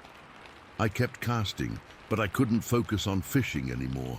Every few seconds, my eyes would dart to the opposite shore, searching for movement, for any explanation. The tree line over there was maybe 20 yards back from the water's edge, with some scattered bushes and tall grass in between, perfect hiding places. The longer I stood there, the more convinced I became that something was watching me from over there. It wasn't just paranoia, it was this deep primal feeling. The hairs on my arms and the back of my neck stood up. You know that feeling when someone's staring at you in a public place and you just sense it before you even see them? It was like that, but 100 times stronger. After about 20 minutes of this growing uneasiness, I heard something that made my blood run cold. A branch snapped on the opposite shore. It wasn't a subtle sound. It was the distinct crack of something heavy breaking a sizable branch. I froze mid-cast, my eyes locked on the spot where the sound had come from. I couldn't see anything moving, but the underbrush was thick enough that something could easily be hidden there. "Hello?" I called out, my voice sounding strange and too loud in the quiet. No response. I told myself it was probably just a deer. Missouri has plenty of white-tailed deer, and they're heavy enough to break branches, but deep down I didn't believe it. Deer don't throw massive rocks into rivers. The feeling of being watched intensified to the point where I felt physically uncomfortable, like there was pressure on my chest. I decided to move about 20 feet down the bank, thinking maybe a change of position would help shake this feeling. It didn't. In fact, it got worse. As I moved, I swear I could sense movement on the other side, like whatever was watching me was pacing me, moving parallel to my position. I cast a few more times, going through the motions but not really paying attention to fishing anymore. My eyes kept being drawn to the opposite shore. The shadows between the trees seemed darker than they should have in the afternoon light. I kept thinking I saw movement, just slight shifts in the darkness, but whenever I focused directly on a spot, there was nothing there. Around 4 in the afternoon, something else happened. I heard a sound from across the river that I still struggled to describe. It wasn't quite a growl, and it wasn't quite human. It was low and rumbly, almost like the sound a dog makes right before it barks, but deeper and longer. It lasted maybe 2 or 3 seconds. That was it for me. I wasn't sticking around anymore. I started packing up my gear, trying to move quickly without looking like I was panicking. As I was securing my tackle box, another rock hit the water, smaller this time, maybe the size of a softball, about 30 feet farther downstream from where the first one had landed. My hands were shaking as I picked up my stuff. I didn't run, but I walked back to my truck as fast as I could without actually breaking into a jog. The entire time, that feeling of being watched followed me, like a physical weight pressing against my back. When I reached my truck, I threw my gear in the bed and practically jumped into the driver's seat. As I was starting the engine, I allowed myself one last look toward the river through my windshield. That's when I saw it. Just a glimpse, but it's burned into my memory. At the tree line on the far shore, there was a dark figure. It was partially obscured by a tree trunk, but it was tall, much taller than a person should be. The shape was wrong, too, broad at the top, with what looked like a short neck or no neck at all. I couldn't make out any details at that distance, just a dark silhouette that was unmistakably watching me. I threw the truck in reverse, spun around, and got out of there as fast as I could on the gravel access road. My heart was pounding so hard, I could feel it in my throat. The whole drive home, I kept checking my rearview mirror, half expecting to see something following me. Nothing did, but that feeling of dread stayed with me for days afterward. I've tried researching that area since then. I found some old reports of strange sightings along that stretch of river. mostly dismissed as hunters' tales or exaggerations. A few mentioned rock throwing as a common occurrence. Some explicitly mentioned Bigfoot. I've always laughed at Bigfoot stories, always thought they were just tall tales or misidentifications, but now I don't know what to think. I can't explain what I experienced that day. What could throw a rock that size with that kind of force? What was watching me from the trees? I haven't been back to that boat ramp, and I never finished the smallmouth slam challenge. These days, I stick to well-populated fishing spots, and I always bring someone with me. Sometimes at night I still hear that sound in my dreams. Not quite a growl, not quite human. And I wake up with that same feeling of being watched. I don't know what was on the other side of that river, but I know it wasn't anything I'd ever want to encounter again. Story 9. I'm a pretty experienced hunter. Been bow hunting since I was 15, spending at least 2 weeks every season in backcountry across Idaho, Wyoming, and Montana. September 2012 was supposed to be just another elk season in Montana's Kootenai National Forest. I'd taken a week off work, packed my gear, and headed deep into the wilderness with high hopes. The first 4 days were pretty standard. I was tracking a decent-sized herd during full rut, moving slow and careful through the terrain. If you've never been in Kootenai, it's not exactly friendly country. The area I was hunting was thick with lodgepole pine, tangled alder thickets that'll rip your clothes apart, and undergrowth so dense you sometimes can't see 5 feet ahead. The ridges rise steep on both sides in most draws, creating these narrow corridors where visibility is absolute garbage. But that's where the elk like to move, so that's where I go.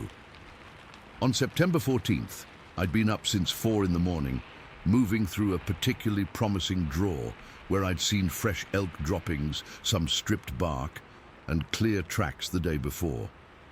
By mid-afternoon, I'd found a good spot near a well-used game trail. The wind was in my favor. Coming up from the bottom of the draw, I settled in against the base of a thick pine, nocked an arrow, and used my cow call to make a few soft mews. Then I waited. Looking back now, I realize the forest went completely silent, too quickly.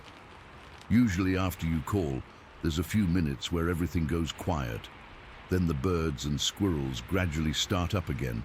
But this was different. This was a deep, heavy silence that just kept stretching out. No birds, no squirrels, nothing. The kind of silence that makes the hair on your neck stand up. I'd been sitting there maybe 20 minutes when I heard it. A sharp crack from down the slope, like a branch breaking under something heavy. Then another and another. But the rhythm was all wrong for an elk. Elk move with a certain 4-beat pattern. This was different. 2 distinct footfalls, heavy and deliberate, like a person walking, except each step sounded like someone dropping a cinder block. My first thought was bear, but bears don't walk upright for long distances, and whatever this was kept coming straight up the draw on 2 legs. I froze, barely breathing, as the steps grew closer. Then I saw movement through the undergrowth about 40 yards downslope, something massive and dark moving between the trees.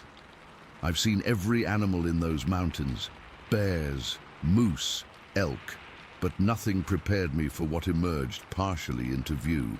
It was enormous, walking upright through the trees like a man, but it had to be at least 8 feet tall, maybe taller. Its shoulders were impossibly broad, making the surrounding forest look small by comparison. The thing was covered in dark, shaggy hair. Not fur exactly, but longer hair that hung and swayed slightly as it moved, catching bits of the afternoon light filtering through the canopy. I couldn't see its face clearly through the brush, just glimpses of its massive body as it moved. My brain was struggling to process what I was seeing. This wasn't a bear. It wasn't anything I recognized. A surge of primal fear washed over me, the kind that reaches back to our ancestors hiding from predators in the night. Then suddenly, it stopped. From about 30 yards away, it lifted its head and visibly sniffed the air. I was downwind, but somehow it sensed something. It slowly turned its head in my direction, and even through the brush, I felt it looking directly at me. For a heartbeat, nothing happened. Then the forest exploded with sound as the creature let out a roar that I can only describe as a mix between a bear's growl and the bellow of an angry bull, but deeper and louder than either. It started charging directly at me, moving with shocking speed for something so large, crashing through the undergrowth like it wasn't even there. Pure instinct took over. I dropped my bow, just dropped it right there, and scrambled backwards, desperately looking for escape. About 20 yards behind me was a tall lodgepole pine with some lower branches still intact. I sprinted for it, hearing the creature gaining ground behind me, the impacts of its footfalls vibrating through the forest floor. I hit that tree running and started climbing like my life depended on it, because I was damn sure it did. I've never climbed so fast in my life, tearing my fingernails, scraping my arms raw on the bark, not even feeling it. I made it about 15 feet up when the creature reached the base of the tree. Looking down was the biggest mistake of my life, because now I could see it clearly. Standing upright at the base of my tree was something that shouldn't exist. It was even bigger than I'd first thought. Easily 7 to 8 feet tall, with a body built like a linebacker on steroids. Its broad shoulders and barrel chest tapered to a narrower waist, all covered in that dark brown or black hair that hung several inches long all over its body. The hair was thinner on its face, revealing dark skin underneath and a heavy brow ridge that shadowed its eyes. Its head was shaped almost conically, coming to a slight peak at the top. But it was the eyes that hit me hardest, dark and deeply set, but unmistakably intelligent. This wasn't just an animal looking back at me. There was something eerily human in that gaze, something calculating and aware. It knew exactly what I was, and it was furious. The smell hit me next, a powerful musky odor unlike anything I've ever encountered. Not just the typical wild animal smell, but something sour and pungent that made my stomach turn. It smelled like wet fur, mixed with something rotten and oddly skunky. For the next 2 hours, though it felt like days, I clung to that tree while this creature paced around the base, occasionally stopping to look up at me. It would disappear from view for a few minutes, circling to the other side of the tree where I couldn't see it, then reappear suddenly with a huff that sent another wave of that putrid smell up to my perch. Every now and then, it would reach up and slam its massive hand against the trunk of the tree, sending vibrations so strong I had to grip the branches tighter to avoid being shaken loose. Each impact made a sound, like someone hitting the tree with a sledgehammer. Once, it grabbed the trunk and shook it, making the entire tree sway. I was certain it was strong enough to uproot the damn thing if it wanted to. At one point, maybe an hour into this nightmare, it seemed to get particularly agitated. It walked to a nearby sapling about 4 inches thick and grabbed it with one hand. With what looked like minimal effort, it snapped the tree in half, the crack echoing through the forest like a gunshot. It tossed the pieces aside like they were twigs and then turned back to my tree, letting out another one of those roars that seemed to vibrate my bones. I'd like to say I was thinking clearly, forming some kind of plan, but the truth is I was terrified beyond rational thought.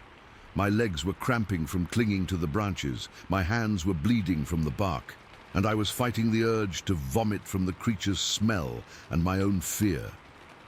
All I could do was stay as still and quiet as possible, hoping it would eventually lose interest. As the day wore on and shadows lengthened, the creature's behavior began to change. Its pacing became less frequent, and it would stand still for longer periods, just staring up at me. It would occasionally make these low, rumbling sounds deep in its chest, almost like it was talking to itself. Sometimes it would wander a short distance away, only to return minutes later. I kept thinking about my truck, parked at a trailhead nearly 7 miles away, and wondered if I'd ever see it again. I thought about my family, who wouldn't even know where to look for me if I disappeared. No one knew exactly where I was hunting. I just told them the Kootenai, which covers thousands of acres. As full darkness began to settle in, the creature's behavior changed again. It seemed less interested, less aggressive. With one final look up at me, it let out a last bellowing roar that seemed more like a warning than a threat, then turned and walked back down the draw. In the same direction it had come from, I could track its progress by the sound of breaking branches and the occasional grunt for nearly 10 minutes after it disappeared from sight. Even after I couldn't hear it anymore, I stayed in that tree for at least another hour, maybe 2. My entire body was shaking, partly from the physical strain of clinging to the branches for so long, but mostly from shock and fear.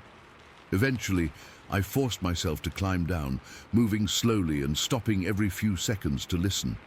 When I finally reached the ground, my legs nearly buckled under me. I retrieved my bow from where I dropped it, surprised to find it undamaged. I never once called out or made any unnecessary noise as I gathered my gear. Every snap of a twig under my boots made me freeze and hold my breath. I made it back to my camp in near total darkness, moving as quietly as possible the entire way. I didn't bother with a fire or cooking dinner. I just threw everything into my pack, broke down the tent, and started hiking out by headlamp. I walked all night, jumping at every sound, convinced the creature was following me. I reached my truck just as dawn was breaking and drove straight home, stopping only for gas. It's been over 10 years now, and I've never told anyone the full story until now. I did keep hunting after that, but never alone, and never in the Kootenai. I've tried to convince myself it was a bear, or that somehow the stress and isolation played tricks on my mind. But I know what I saw. Whatever walks those Montana forests changed me fundamentally. I no longer feel like the apex predator when I enter the wilderness. I know there's something out there that's stronger, faster, and possibly smarter than us. Something that sees us as intruders in its territory, and it's watching. Story 10. I still can't fully process what happened on the trail last October. My boyfriend Jake and I are avid mountain bikers, hitting trails around Pennsylvania almost every weekend when the weather allows. We've seen all kinds of wildlife over the years, deer, foxes, even the occasional black bear at a distance, but nothing prepared me for what we encountered on October 5th, 2022. We decided to bike the Ghost Town Trail in Cambria County that day. The weather was perfect, crisp fall air, temperature in the mid-60s, with patches of golden sunlight filtering through the trees. The leaves were just starting to turn, creating that beautiful mix of green, yellow, and red that makes autumn in Pennsylvania so special. We started from the Ebensburg trailhead around 1 in the afternoon. Jake had packed us some sandwiches, and we planned to ride to Nanty Glo and back, roughly a 20-mile round trip. The trail follows an old railroad bed through some pretty remote wooded areas, which is part of its charm. You really feel like you're out in nature, away from everything. About an hour and a half into our ride, we were in one of the most isolated stretches between Ebensburg and Nanty Glo. The trail there runs through dense forest with steep hillsides rising on one side and dropping off on the other. We'd been chatting about work stuff, but had fallen into that comfortable silence that happens when you're just enjoying the ride. I remember checking my Garmin watch to see our pace when Jake suddenly slowed down. I looked up to see what was happening, and that's when I spotted it, a figure stepping out onto the trail about 150 yards ahead of us. At first, my brain tried to categorize it as something familiar, a hiker maybe, or perhaps another cyclist taking a break, but within seconds, I knew this wasn't right. This figure was moving toward us with the strangest gait I've ever seen on a human. It took these impossibly long, fluid strides that seemed to cover way more ground than any person could. It was almost like it was gliding. As we got closer, though still at a considerable distance, more details became clear. This thing was huge, not just tall, but massive. It had this bulk to it that made it look powerful, yet it moved with this effortless grace that seemed completely at odds with its size. I'd guess it stood well over 7 feet tall, maybe closer to 8. The proportions were all wrong for a human. Its arms hung much lower than they should, almost to its knees, and they swung in this pendulum-like motion that looked unnervingly natural, yet completely foreign. The body was covered in what looked like dark brown or black hair, not clothing, but actual hair. Jake whispered, "Are you seeing this?"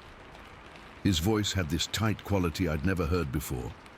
I couldn't even answer. My throat had closed up and I just kept pedaling, almost on autopilot. We were still moving forward, but more slowly now, both of us instinctively decelerating. What happened next is burned into my memory. The figure seemed to suddenly become aware of us. There was this moment, this pause, where I swear it was studying us.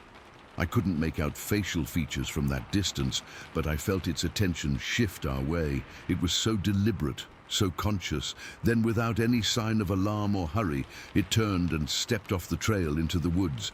But the way it moved, that's what I can't get out of my head. It didn't crash through the underbrush like a person would. It didn't make any noise at all. It just disappeared into the tree line with this fluid, purposeful movement that seemed impossibly quick for something so large. We stopped our bikes completely then, both of us breathing hard, not from exertion, but from adrenaline. What the hell was that? Jake finally managed. I shook my head, unable to put words to what we'd just seen. We stayed there for several minutes, scanning the forest where it had vanished. I kept expecting to see movement among the trees or hear something crashing away through the woods. But there was nothing. No sounds of retreat, no branches breaking, just the normal forest sounds and our own rapid breathing. Another thing that struck me was the complete absence of smell. I've read accounts where people mention a strong, foul odor during Bigfoot encounters. We experienced nothing like that, just the normal forest scents of earth and autumn leaves. After a few minutes of staring into the woods, Jake suggested we continue forward.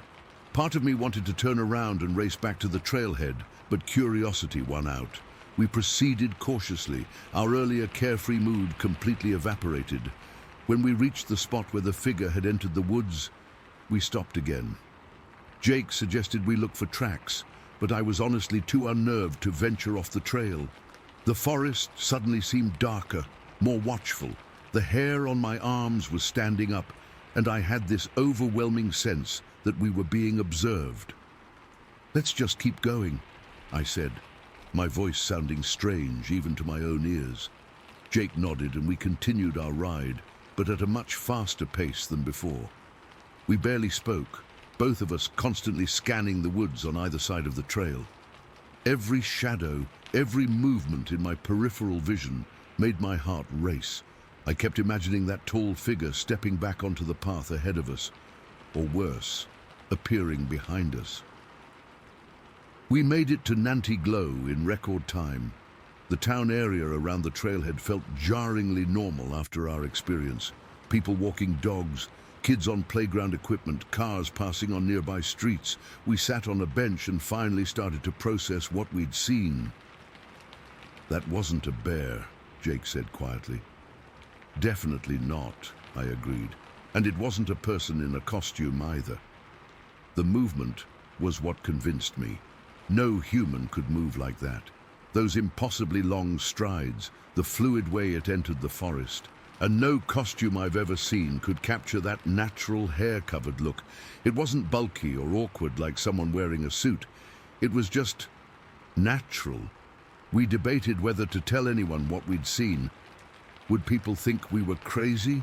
Would they laugh it off? The Ghost Town Trail is popular. Why weren't there more reports of sightings if something like this was living in the area?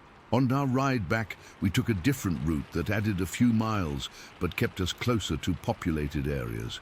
Neither of us wanted to pass through that isolated stretch again. The sun was starting to get low in the sky, casting longer shadows across the trail, and the thought of being in those woods as darkness fell was more than either of us wanted to face. That night, I couldn't sleep. I kept replaying the encounter in my mind. The graceful movement, the deliberate way it turned to look at us, the unnatural speed with which it disappeared into the forest.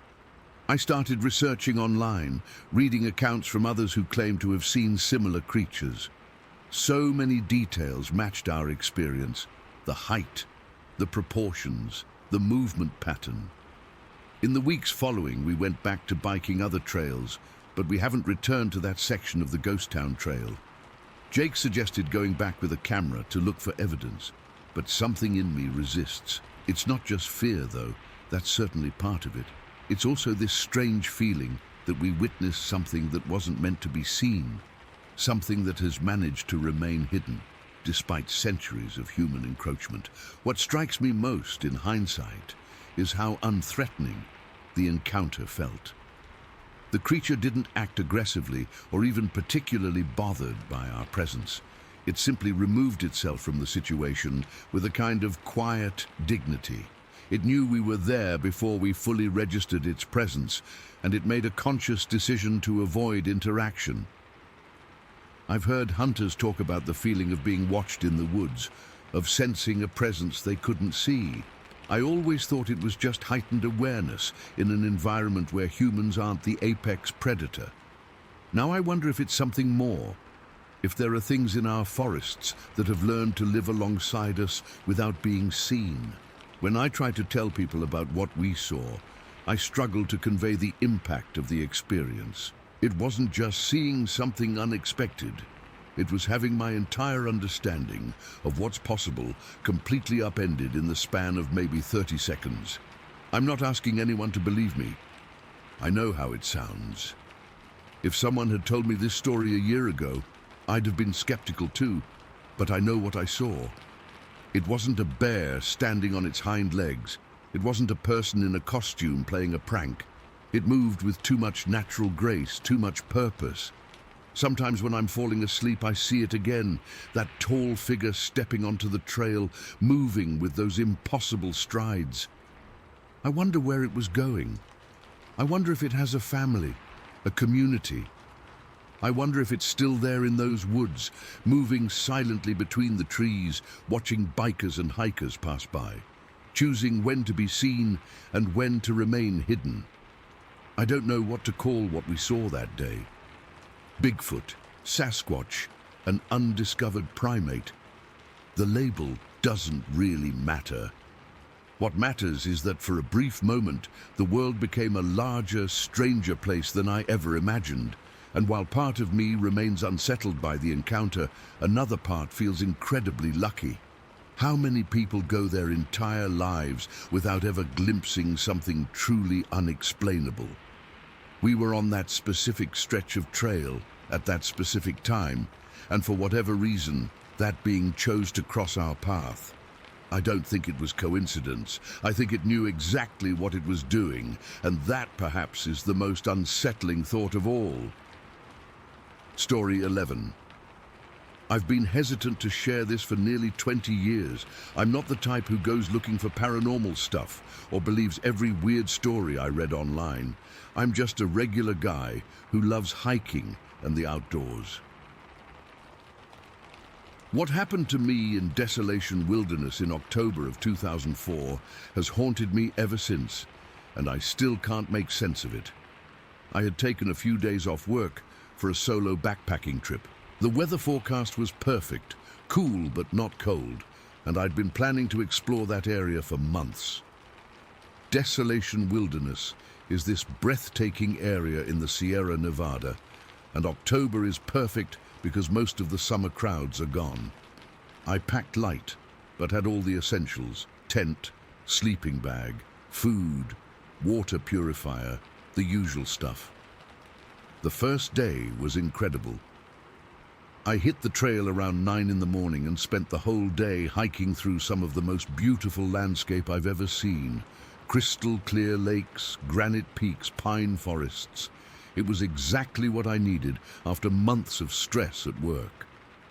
I'd planned to hike about 8 miles that day, and by late afternoon, I found the perfect spot to camp near a small creek.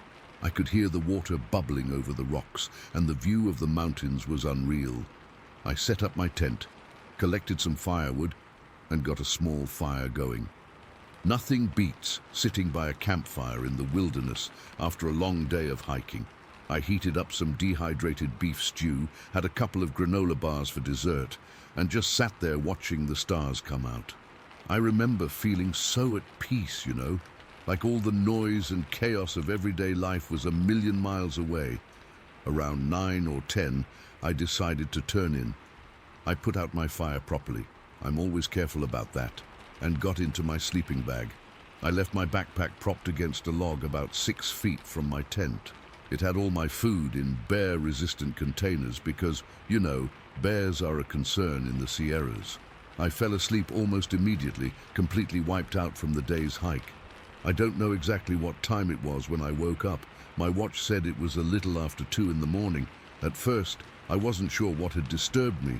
The forest was quiet. Too quiet, actually.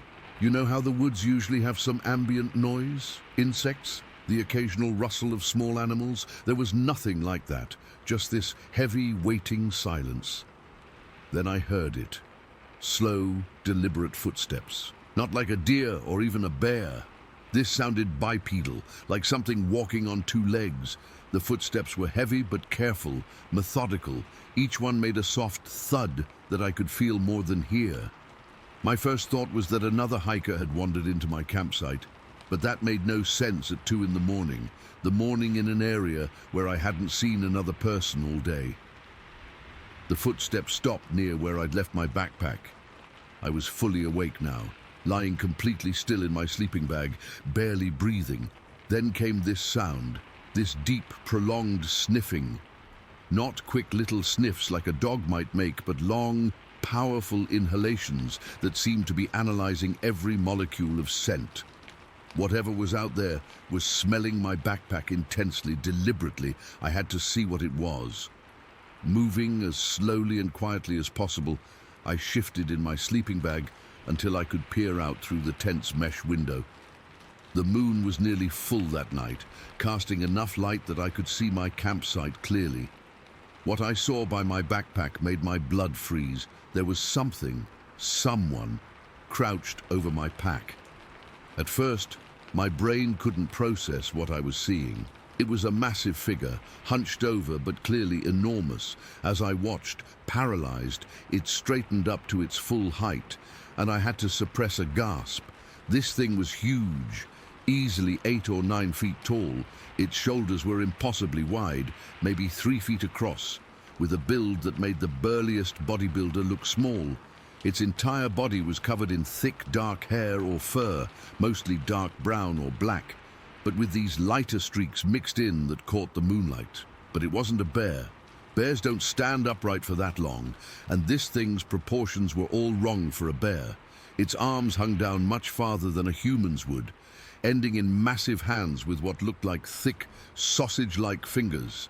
Even from my tent, I could make out what looked like dark nails or claws at the tips. The head is what convinced me this was no man in a costume. It had this massive head with a sloped forehead that seemed to blend right into a prominent brow ridge. I couldn't see its eyes clearly, but they seemed deeply set in its face, catching the moonlight occasionally when it turned. Its nose was broad and flat, and its face had a grayish tone that contrasted with the darker hair covering the rest of it. And the smell, God, the smell. It hit me even inside my tent. This powerful, sour odor like rancid sweat mixed with something rotting. It was so strong it made my eyes water. I've smelled dead animals on trails before. I've been around unwashed hikers for days, but this was different. This was primal and overwhelming. I lay there, not daring to move a muscle, barely breathing. My heart was pounding so hard I was certain the thing could hear it. I watched as this creature, because I didn't know what else to call it, bent over my backpack again. It pressed its nose against the straps of my pack, taking these deep, deliberate breaths. It was like it was memorizing my scent, cataloging everything about me through my belongings. Then, it did something that chills me to this day. It reached out one of those massive hands and touched my backpack, almost carefully, not grabbing or tearing at it like an animal after food, but gently running its fingers over the material. There was an intelligence in that gesture that terrified me far more than if it had just destroyed my stuff. This thing was curious. It was examining, learning. After what felt like an eternity, but was probably only a minute or two, the creature slowly straightened up to its full height again. Standing upright, it was even more imposing. Its head nearly reached a low-hanging branch of the pine tree next to my camp. It turned slightly, lifting its head to sniff the air again in long, deliberate inhalations. Then it made this sound, a low, deep rumbling that seemed to come from deep in its chest. It wasn't quite a growl, not quite a moan. The sound was so deep and powerful that I swear I could feel it vibrating through the ground beneath me. It wasn't necessarily aggressive, but it conveyed such power that I felt my entire body break out in a cold sweat. After making that sound, the creature turned with surprising grace for something so large and began walking back toward the tree line. It moved with these long, fluid strides, its arms swinging slightly at its sides. I watched it disappear into the darkness of the forest, the shadows swallowing it completely. I didn't sleep a wink for the rest of the night. I lay there in my sleeping bag, straining my ears for any sound of its return. My mind was racing. What the hell had I just seen? A bear walking on its hind legs, some unknown primate, a man in a costume playing an elaborate prank. None of those explanations made sense, but neither did what I'd witnessed. As soon as the first hint of dawn appeared, I cautiously emerged from my tent. Part of me was convinced I'd hallucinated the whole thing or had some extremely vivid dream, but the evidence was right there. Around where the creature had stood were these deep impressions in the pine needles and dirt, footprints, I guess you'd call them. Though they were unlike any footprints I'd ever seen, they were huge, easily 15 inches long, and showed what looked like 5 toes, but broader than human feet. I looked up and saw the branch that the creature's head had nearly touched when it stood at full height. It was a good 8 feet off the ground, and one of the smaller branches below it was broken, hanging by a strip of bark. I walked over to my backpack with shaking hands. It was exactly where I'd left it, but now it bore this musky, sour odor that made me recoil. I noticed something else too, a few dark, coarse hairs caught in the zipper. I wish I'd had the presence of mind to save them, but honestly, I just wanted to get the hell out of there. I packed up my camp in record time. No breakfast, no coffee, nothing. Just threw everything into my pack and started hiking back toward the trailhead. The entire time, I couldn't shake the feeling that I was being watched. The forest, which had seemed so peaceful and welcoming the day before, now felt oppressive and threatening. Every shadow might be hiding that massive figure. Every rustle in the underbrush made me jump. It was about a 6-mile hike back to where I'd parked my truck. I covered it in half the time it would normally take me, barely stopping to rest or drink water. The feeling of being observed never left me. Sometimes I'd spin around, certain I'd catch something following me, but there was never anything visible. Just that persistent sense that eyes were on me. When I finally reached my truck, I threw my gear in the back and got the hell out of there. It wasn't until I was on the highway, with other cars around me and civilization in sight, that I started to breathe normally again. I've gone back and forth countless times about what I saw that night. I've read about bears, about known wildlife in the Sierras. I've gone down rabbit holes researching Sasquatch sightings and similar encounters. Some details match other accounts I've read, which is both validating and terrifying. What stays with me the most isn't just seeing this creature, as shocking as that was. It's the way it studied my belongings, the intelligent curiosity it showed. This wasn't a mindless animal rummaging for food. This thing was learning about me through my scent and my possessions. That level of awareness and intelligence in something that massive, that powerful, and that unknown to science. It fundamentally changed how I see the wilderness. I still hike and camp, but never alone anymore. And I've never gone back to Desolation Wilderness. I can't.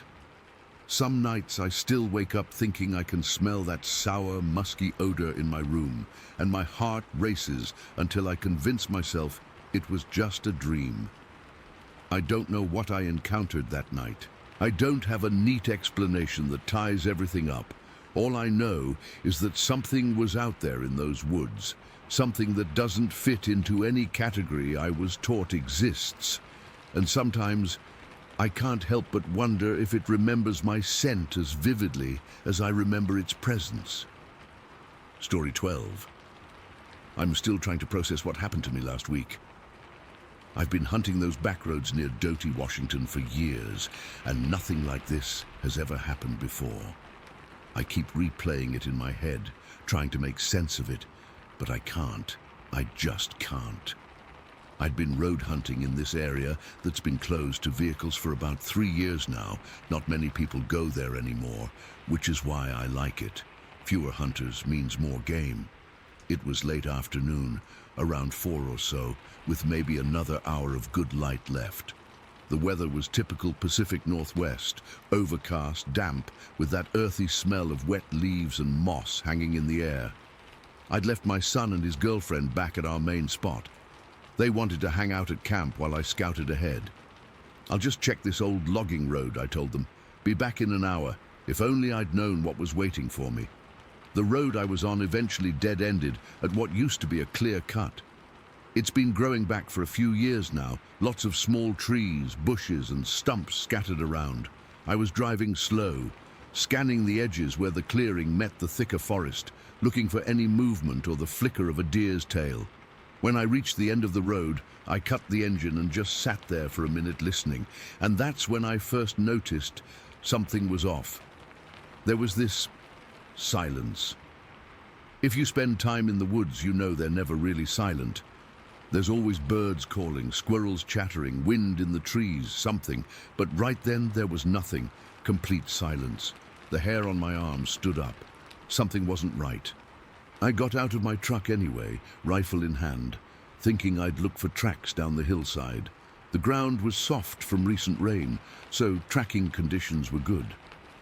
I walked to the edge where the clearing dropped off pretty steeply, maybe a 30 to 40 degree slope covered in ferns, fallen logs and second-growth trees. I was looking down at the ground, scanning for deer prints, when I caught movement in my peripheral vision. Something big and black, moving way too close to me. My heart jumped into my throat as I looked up. There it was, standing just 15 feet away from me, down the slope a bit so our eyes were almost level. The first thing that hit me was the size.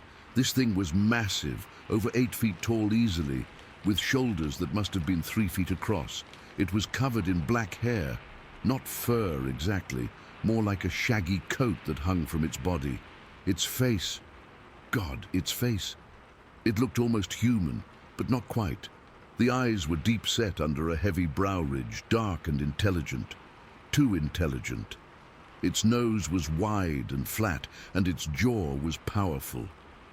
We just stared at each other for what felt like an eternity, but was probably only a few seconds. It seemed as nervous as I was, shifting its weight from one foot to the other. Its arms, longer than a human's should be, were moving slightly at its sides, the huge hands opening and closing. I couldn't move, couldn't breathe. I'd spent my whole life in these woods and had never seen anything like this. My mind was racing, trying to make sense of what I was seeing. Bear? No. Man in a suit? Absolutely not. No costume could capture the natural movement and muscle definition I was seeing. Finally, my voice came back to me, and I blurted out, "Holy shit!" As soon as I spoke, the creature's demeanor changed. It puffed out its cheeks and made this sound. Not quite speech, but not just an animal noise either. It was like a muttering, a series of deep, guttural sounds that almost had rhythm to them, like it was trying to communicate something. Then, before I could process what was happening, it threw its head back and let out a scream that shook me to my core. It wasn't like anything I've ever heard. Not a bear, not a cougar, not an elk. It started low and built to this high-pitched wail that seemed to vibrate through my chest. The sound echoed through the trees, bouncing off the hillsides. Pure instinct took over. I screamed back, not words, just a primal yell born of absolute terror.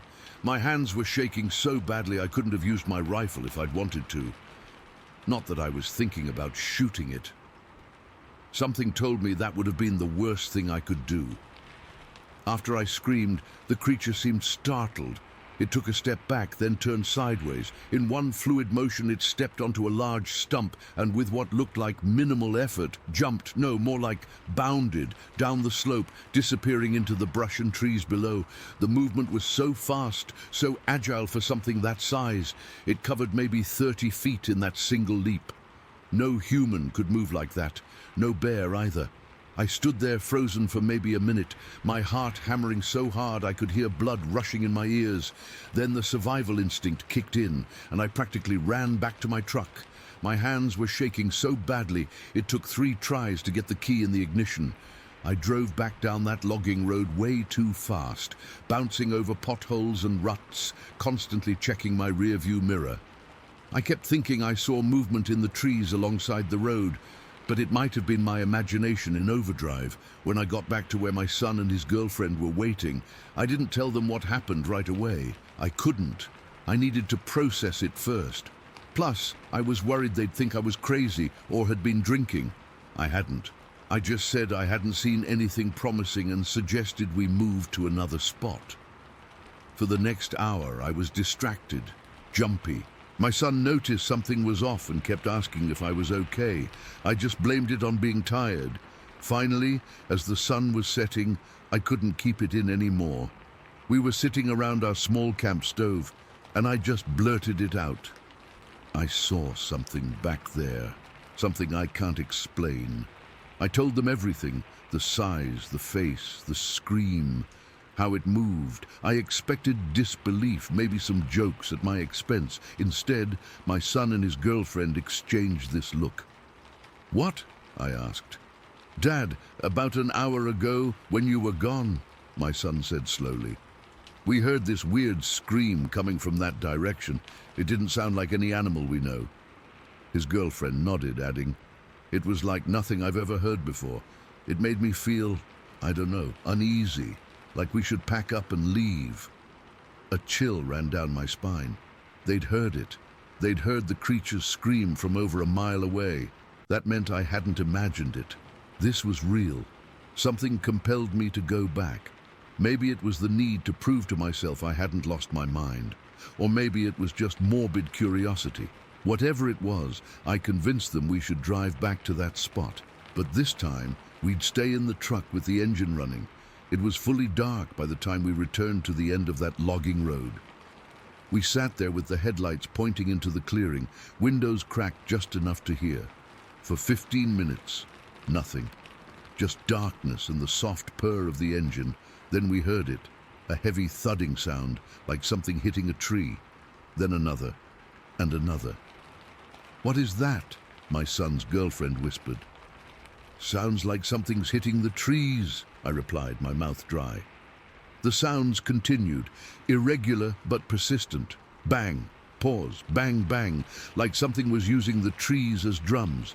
Then came the voices, or what sounded like voices. Low, rumbling sounds that rose and fell like speech, but no words I could recognize. My son's girlfriend described it perfectly when she said it sounded like bad Japanese. Not actual words, but noises that had the cadence and pattern of language. "Do you hear that?" I whispered. "It sounds like it's talking." "There's more than one," my son said, his voice tight with fear. He was right. The sounds were coming from at least 2 different directions now, one from down the slope where I'd seen the creature, another from the tree line to our left. That's when my son's girlfriend started crying. "Please," she begged, "let's go. Please, let's just go." I didn't need convincing. I threw the truck into reverse and backed up until I could turn around, then drove us out of there as fast as I safely could. We didn't speak much on the drive back to our actual camp. When we got there, we packed up in record time and headed home, abandoning our planned weekend hunting trip. It's been a week, and I still don't know what to make of what happened. I've spent my life in these woods and never believed in Bigfoot or Sasquatch or whatever you want to call it. Now I don't know what to believe. The thing that keeps me up at night isn't just what I saw, it's what I heard. Those sounds weren't just random animal noises. There was intention behind them, maybe even meaning, the way it looked at me with those eyes that seemed to understand what I was. I've told a few close friends, but most just give me that look. The one that says they think I'm exaggerating or had one too many beers that day. But I was stone cold sober, and my son and his girlfriend heard it too. I don't know if I'll ever go back to that specific spot. Part of me wants answers, wants to know what's out there. Another part of me thinks some things are better left alone. All I know is that there's something in those woods near Doty that shouldn't exist according to science.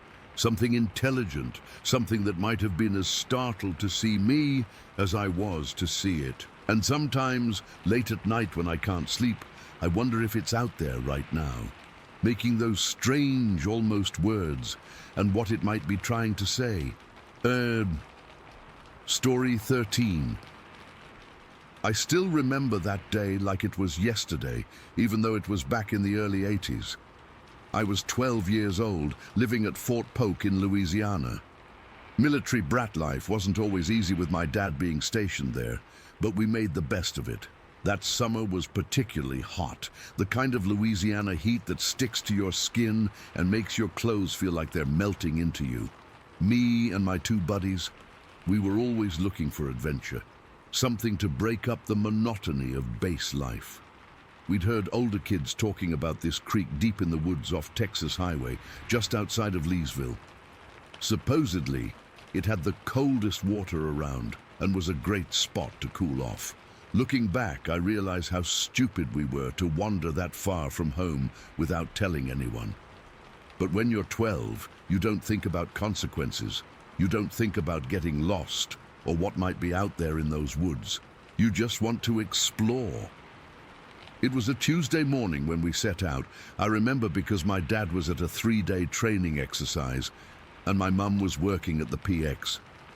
We packed some sandwiches in my backpack, filled our canteens with Kool-Aid, and took off on our bikes toward Texas Highway. We stashed our bikes behind some bushes near where the forest began. The woods were dense, much thicker than they looked from the road. Tall pines stretched upward, creating a canopy that filtered the sunlight into these weird, dappled patterns on the ground. It was almost beautiful, in a way that made me feel small. We walked for what felt like hours, pushing deeper into the forest than we'd ever gone before. The sounds of cars from the highway faded until all we could hear were our own footsteps, birds, and the constant buzz of insects. The air smelled like pine and earth, and it got cooler the further in we went. I'm not sure exactly how far we'd gone when we started hearing the sound of running water. We got excited and picked up our pace, pushing through undergrowth and ducking under low-hanging branches. The trees were starting to thin out a bit, and the ground was sloping downward. Then suddenly, the forest opened up, and there it was, the creek. It wasn't anything spectacular, maybe 15 feet across, with clear water running over rocks and small pebbles. The banks were mostly mud and larger stones, with some fallen logs here and there. Perfect for a bunch of kids looking to cool off. We were laughing, already pulling off our shoes. When I happened to look across to the opposite bank, that's when I saw them. At first, my brain couldn't process what I was seeing. There were two figures crouched at the water's edge, about 20 or 30 feet away from us. They were using their hands to drink from the stream. I froze. My friends must have noticed the change in my demeanor, because they went quiet too, following my gaze across the creek. I heard one of them suck in a sharp breath. The two figures weren't people. Not exactly, but they weren't animals either, at least not any kind I recognized. They were something in between, something I'd never seen before and haven't seen since. They were covered in this thick, shaggy hair, dark brown mixed with patches of greyish. The hair was especially long around their heads and shoulders, hanging down like some kind of natural cloak. Their bodies were built similar to humans, but different, more powerful looking, with longer arms and a different posture as they crouched. Their faces are what I remember most vividly. They had less hair there, and the skin underneath was lighter, almost a dirty beige color. The bone structure wasn't quite human. The forehead sloped back more, the jaw was more pronounced, and the nose was flatter and wider. One was clearly larger than the other. The bigger one had a softer look to its features, and there was something unmistakably feminine about it. I'm certain it was female. The smaller one seemed younger, more gangly, like it hadn't grown into its strength yet. I think it was male, but I couldn't say for sure. For what felt like forever, but was probably only about 30 seconds, we just stared at each other. 6 eyes looking at 4 eyes. Nobody moved. I wasn't even sure if I was breathing. I remember thinking, weirdly, that they seemed just as surprised to see us as we were to see them. There was intelligence in their eyes, not just animal awareness, but something deeper. They were thinking, assessing, deciding. Then the adult female made this gesture with her hand, not quite pointing, more like a subtle motion toward the trees behind them. Without making a sound, the younger one backed away from the creek. No splashing, no hurried movements, just this silent, fluid retreat. The adult held our gaze for a few seconds longer, then followed, disappearing into the trees. They didn't run. That's something that still strikes me as odd. They just faded away into the forest like they were part of it. No branches breaking, no sound of footsteps, just there one moment and gone the next. We stood frozen on our side of the creek for I don't know how long. One of my friends was shaking. I could feel it because he was gripping my arm so tight it left marks. Finally, the other one whispered, "What the hell was that?" None of us had an answer. We didn't even try to cross the creek anymore. Without saying much, we turned around and started walking back the way we came. What had been an exciting hike in now felt like the longest walk of my life. Every snapping twig made us jump. Every shadow between the trees seemed to hold watching eyes. We made it back to our bikes eventually, pedaled home like the devil himself was chasing us, and went to our separate houses without really discussing what had happened. That night, I couldn't sleep. I kept seeing those eyes, that intelligent gaze. I kept wondering what they were doing out there, how long they'd been living in those woods, how many more of them might be out there. The next day, we met up at the playground near the base housing. None of us brought up what had happened right away. It was like we were testing each other, seeing if the others would mention it first, making sure we hadn't imagined the whole thing. Finally, I asked, "Should we tell someone?" My friends looked at me like I'd suggested we set fire to the school. "Who would believe us?" one said. "And we'd be in so much trouble for going that far into the woods alone." He was right. Our parents would ground us until we were 30 if they knew how deep into the forest we'd gone. And what would we even say? We saw monsters. Bigfoot, wild people. We didn't have the words for what we'd seen, so we made a pact not to tell anyone. Not our parents, not our siblings, not even the other kids on base. It would be our secret. For the rest of the summer, we didn't go back to those woods. We stuck to the familiar places. The base pool, the basketball courts, the arcade in town. Sometimes we'd ride our bikes past Texas Highway and look toward the tree line, wondering. As the weeks passed, we talked about it less and less. It became this thing that hung between us, unspoken, but always there. Sometimes I'd catch one of them looking toward the woods with this strange expression, and I'd know they were thinking about it too. When school started in the fall, one of my friends moved away. His dad got transferred to Germany.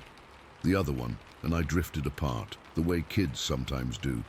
By Christmas, I hardly saw him anymore. By the next summer, my own family had PCS'd to Fort Benning. Life went on. I grew up, graduated high school, went to college. I've never gone back to Fort Polk or those woods. Sometimes I wonder if the base expansion has cleared those trees, if that creek is even still there. I've tried researching over the years. I've looked into reports of similar sightings in Louisiana, read books about cryptids and unknown primates. Nothing ever quite matches what we saw that day. There are Bigfoot stories, sure, but most of them describe much larger, more intimidating creatures. What we saw was different, smaller, more human-like in some ways, yet definitely not human. I've considered the possibilities. Maybe they were some kind of feral humans, living off the grid.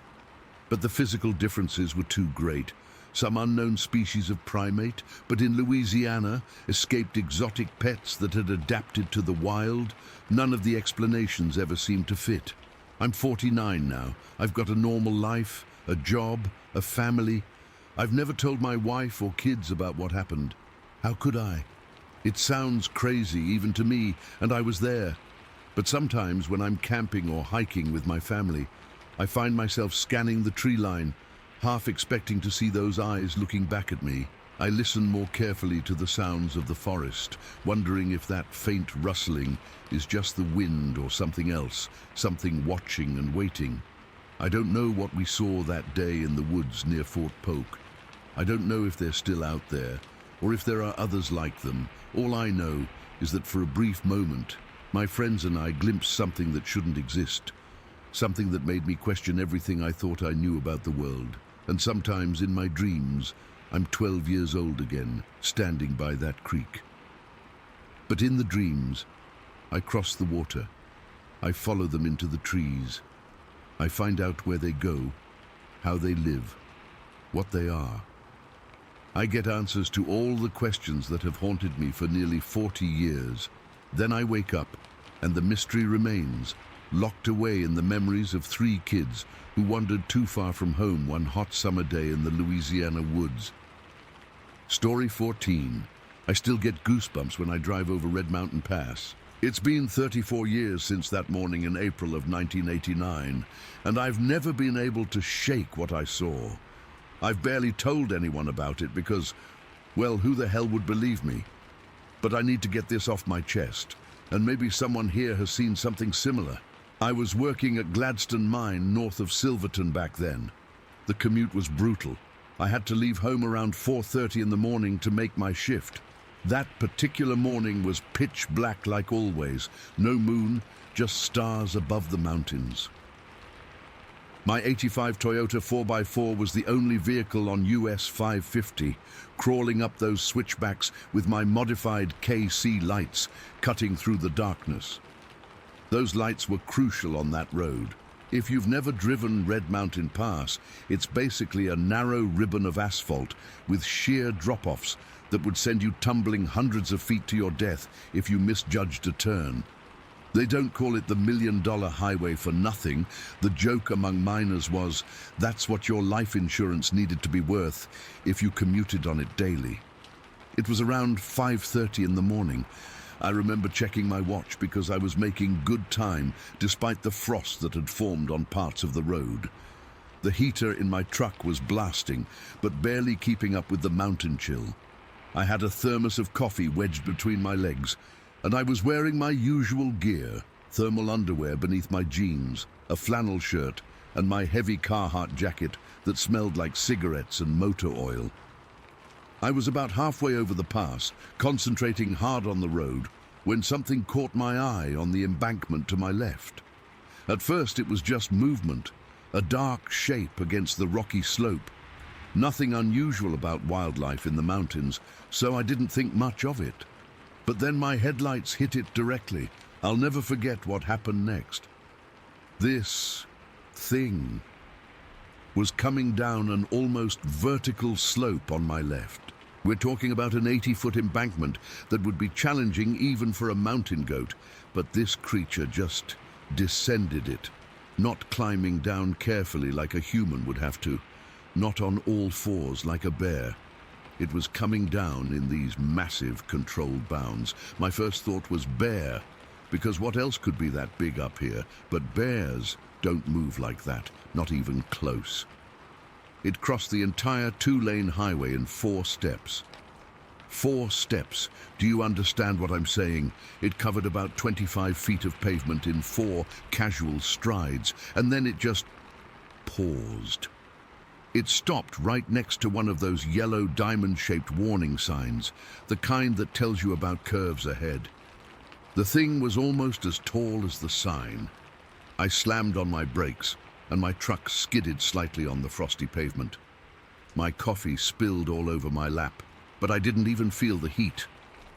I was completely frozen, staring at whatever the hell was standing less than 30 feet from my truck. My headlights were aimed right at it, and for a second, its eyes reflected back at me. Not the red reflection you get from a deer or coyote, something different, almost amber-colored. The eyes were set forward in its face, not on the sides like a deer or elk. It wasn't a bear. I've seen plenty of bears in my years in Colorado. This thing was standing fully upright, though it had a slight slouch to its shoulders. It had this thick matted hair all over its body, not uniform black like a bear, but this multicolored dark brown with patches that looked almost reddish where my headlights hit it directly. My hands were gripping the steering wheel so tight my knuckles turned white. I couldn't breathe. I couldn't think. I just sat there, engine idling, staring at this creature that shouldn't exist. It turned its head to look directly at me. That's when I felt it, this overwhelming sense of being evaluated. Not just seen, but assessed. It wasn't afraid of me or my truck. It was deciding whether I was a threat. Then it just moved off the road and dropped over the western embankment, not climbing down carefully like a human would have to. It just disappeared over the edge. The whole encounter lasted maybe 15 seconds, but it felt like hours. I sat there for a good minute afterward, my pants soaked with coffee, my heart pounding so hard I could feel it in my throat. Part of me wanted to turn around and drive home, call in sick, pretend none of this had happened. But I was only about 20 minutes from the mine, and I needed the paycheck, so I drove on, white-knuckling the steering wheel the entire way. All day at work, I couldn't focus. I kept seeing those eyes in my mind. I was operating heavy machinery at the mine, and my foreman pulled me aside around lunch to ask if I was okay. I mumbled something about not sleeping well and promised to focus better. I didn't dare tell him what I'd seen. Miners are a practical bunch. You start talking about monsters on the mountain and you're never living it down. But I couldn't stop thinking about it.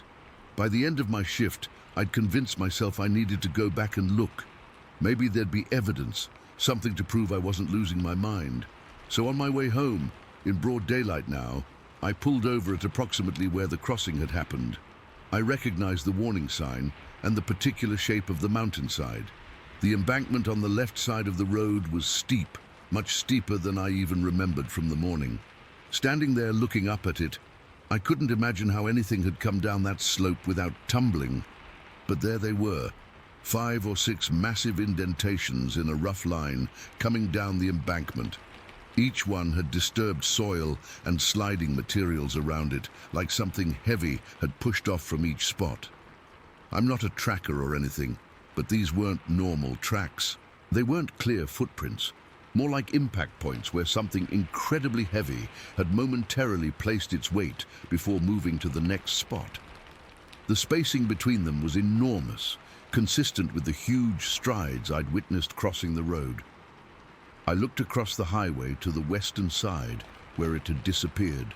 That drop-off was even more severe, probably a 100-foot plunge into the trees below. No human could have gone over that edge without equipment. Hell, most animals would have picked their way down more carefully. I stood there for a good 20 minutes, just trying to make sense of it all. I took out a pack of cigarettes. I was a smoker back then, and realized my hands were shaking so badly I could barely light one. Using the warning sign as a reference point, I tried to estimate the creature's height. The sign was about 5 feet tall, and this thing had stood taller than that, probably 7 feet at minimum. But it was the mass of it that was most striking. I've worked with plenty of big guys in mining, 6'6", 250-pound men who could throw around equipment like toys. This thing dwarfed even the biggest human I'd ever seen. The breadth of its shoulders, the thickness of its limbs. It was built on a completely different scale. As I stood there smoking and staring at those disturbed patches of earth, a highway patrol car slowed down. The officer rolled down his window and asked if I was having trouble. I just muttered something about checking my truck, and he moved on. What was I supposed to say? "Hey, officer, seen any Sasquatches lately?" Because that's what it was. I didn't want to admit it even to myself, but there was no other explanation that fit. It wasn't a bear. Bears don't walk upright for that long, and they don't have that body shape. It wasn't a moose or elk. Completely wrong build and movement pattern. It wasn't a human in a costume. Nobody could move like that or handle those slopes, and who the hell would be playing pranks at 5:30 in the morning on a remote mountain pass? When I finally got back in my truck to drive home, I felt different. Like the world I'd known my whole life had suddenly shifted sideways. All those stories I'd laughed at, all those Bigfoot hunters I'd dismissed as kooks, I couldn't laugh anymore. The next day at work, I cautiously mentioned to a couple co-workers that I'd seen something weird on the pass. Their reactions were exactly what I expected. Good-natured ribbing, jokes about me drinking before my shift, suggestions that maybe I needed more sleep. One guy said bears sometimes stand up briefly, and my tired brain had probably just exaggerated things. I didn't push it. I nodded and laughed along and never brought it up again. But I know what I saw. For years afterward, I carried a camera in my truck, hoping I might see it again. I never did, but sometimes, especially in the early mornings when the mist hangs low on those mountains, I catch myself scanning the slopes as I drive, half expecting to see that massive silhouette. I've tried researching other sightings in the area. There are a few scattered reports from hikers and campers over the years, but nothing concrete. The San Juan Mountains are remote and wild, perfect habitat for something that doesn't want to be found. 34 years later, I'm still trying to make peace with what I saw that morning. Was it a known animal behaving strangely? Was it something science hasn't classified yet? Or was it really what the legends talk about, a Sasquatch, Bigfoot, whatever you want to call it? All I know for certain is this. Something impossible crossed that highway in front of me that morning. Something that shouldn't exist according to everything I was taught. And sometimes, especially when I'm driving that same stretch of road in the pre-dawn darkness, I can still see those eyes reflecting in my headlights, watching me, assessing me, before disappearing into the wilderness that still holds its secrets. Story 15. I don't even know where to begin with this. It's been decades, but writing this down might help me process what happened. I still think about it almost every day.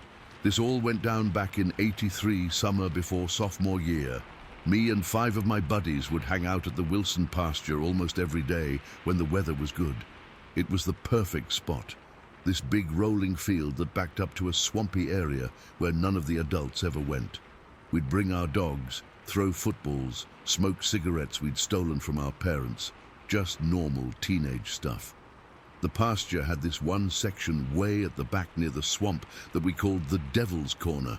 Not because anything bad had happened there, but it just had this weird vibe. Even the cattle stayed away from it most of the time. The grass grew different there, taller, darker. The Wilson family had put up a barbed wire fence along that whole back edge to keep their cattle from wandering into the swamp and getting stuck. It was late July, hot as hell. Must have been around 95 degrees. We were all sitting up on this hill in the middle of the pasture, just bullshitting and watching our dogs chase each other around. My dog, Rex, was this big German Shepherd mix who never got tired. My buddy Jeff had brought his dad's binoculars because he was into bird watching or whatever. I remember we were talking about the new Metallica album when Jeff suddenly stops and points down toward the Devil's Corner. "Check it out," he said. The cows are going into that weird spot.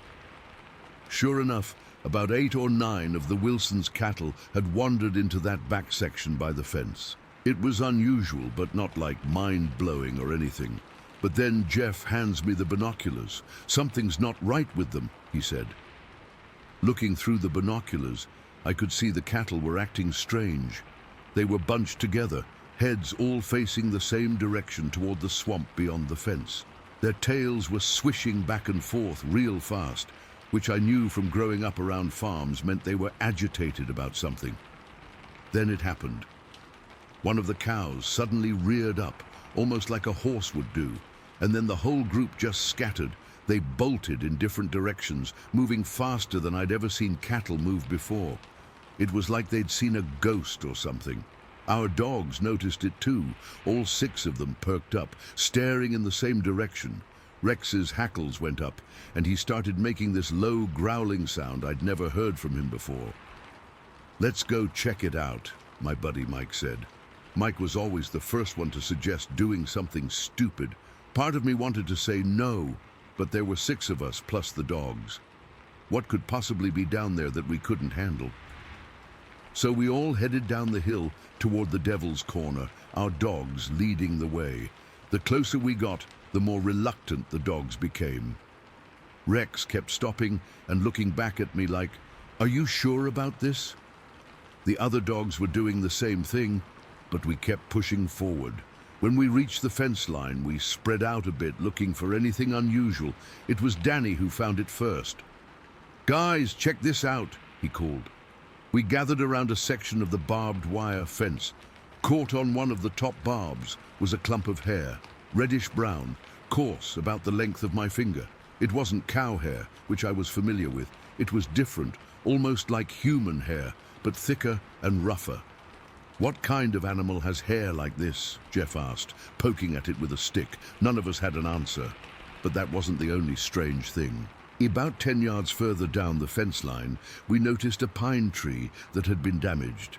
It was a decent-sized tree, maybe 40 feet tall, and about 8 to 10 feet up. It looked like something had twisted and snapped a section of it. Not like a clean break from lightning or wind, but like something had grabbed it and deliberately broken it. How the hell does something break a tree that high up? Mike wondered out loud. That's when I felt it. That feeling you get when someone's watching you. I turned toward the swamp beyond the fence, scanning the thick brush and trees. The swamp was dense with vegetation, cypress trees draped with Spanish moss, thick undergrowth, patches of standing water. Perfect place for something to hide. The other guys felt it too. We all just sort of froze, staring into the swamp. Our dogs had gathered behind us, none of them making a sound, which was weird in itself. "I think we should head back," I suggested, my mouth suddenly dry. 4 of us started backing away, but Mike and Jeff, always the brave ones, or stupid ones, depending on how you look at it, stayed at the fence, still staring into the swamp. We were about 20 yards away when we heard Mike yell, "Holy shit, there's something in there!" We stopped and turned. Mike and Jeff were both pointing into a particularly dense patch of brush about 15 yards beyond the fence. "I can see a face," Jeff shouted. "It's watching us." The 4 of us hesitated, torn between curiosity and fear. Then Rex let out a bark and bolted back toward Mike and Jeff. The other dogs followed, and so did we. When we got back to the fence, Mike was white as a sheet. "It's still there," he whispered, pointing. I squinted into the brush where he was pointing. At first I saw nothing but leaves and shadows, then I saw it. About 7 feet off the ground, partially visible through gaps in the foliage, was what looked like a face. Not an animal face. At least not any animal I recognized. The eyes were what stood out most. Light gray or whitish, reflecting the sunlight in a way that made them appear to glow. The skin around them was dark, almost black, and I could make out what looked like reddish hair framing the face. For a few seconds, none of us moved or spoke. The thing in the brush didn't move either. It just stared at us with those weird, pale eyes. Then all the dogs started barking at once, going absolutely berserk. The face disappeared as whatever it was moved back deeper into the swamp. We could hear branches breaking as it retreated. What the fuck was that? Danny's voice was shaking. None of us had an answer. We stood there for a few more minutes, but whatever it was had gone. Eventually, we headed back up the hill, constantly looking over our shoulders. We debated telling our parents or the Wilsons about what we'd seen, but what would we say? That we saw some weird face in the swamp? They'd think we were making it up or had seen a deer or something, so we kept it to ourselves, but we also stayed away from the Devil's Corner for the rest of the summer. About a month later, in late August, I was alone with Rex in another part of the pasture. I'd gone there to think. I was having problems with my girlfriend at the time and just wanted some space. It was late afternoon, getting close to sunset. I was throwing a tennis ball for Rex when he suddenly stopped chasing it and stared toward the swamp. I followed his gaze and felt my blood turn to ice. Standing at the edge of the tree line, partially hidden behind a large cypress but clearly visible, was a figure. It was tall. Way taller than any man I'd ever seen, maybe 7 or 8 feet. It had a massive, broad frame, covered in that same reddish-brown hair we'd found on the fence. Its arms were disproportionately long, hanging almost to its knees. But it was the face that made me nearly piss myself, the same pale, greyish eyes staring directly at me, a broad, flat nose, and a mouth that seemed too wide for its face. It wasn't making any threatening moves. It was just standing there watching me, like it was curious. Rex was growling, his body tense, but he wasn't rushing the thing either. It was like he knew better than to provoke it. I stood frozen for what felt like forever, but was probably only a few seconds. Then, slowly, I started backing away. The creature didn't move, just kept watching me. When I was about 50 yards away, I turned and ran, calling for Rex to follow me. I didn't look back until I reached my bike at the edge of the pasture. When I did, the thing was gone. I didn't tell anyone about the second sighting, not even my friends. I was afraid they wouldn't believe me, or worse, that they would. And we'd all have to acknowledge that something impossible was living in those woods. That fall and winter, strange things started happening in the Wilson pasture. In October, they found a dead calf in the field, not far from the Devil's Corner. It had been torn open, its internal organs removed with surgical precision, but nothing had been eaten. Mr. Wilson blamed it on wild dogs or coyotes, but I'd seen what coyotes do to livestock, and this wasn't it. Coyotes are messy eaters. They don't remove organs and leave the rest untouched. Then in December, they found another calf, killed the same way, but in a completely different part of the field. Again, internal organs removed, nothing eaten. After the second calf, Mr. Wilson started patrolling his property with a rifle at night. Nothing else died after that, but I always wondered if he ever saw what we saw. We all gradually stopped hanging out at the pasture. We never really talked about why, but I think we all knew. By the next summer, we had driver's licenses and girlfriends and jobs, and we found other places to hang out. I've only been back to that pasture once, about 5 years later when I was home from college. The Wilson family had sold the property to developers who were planning to drain part of the swamp and build houses.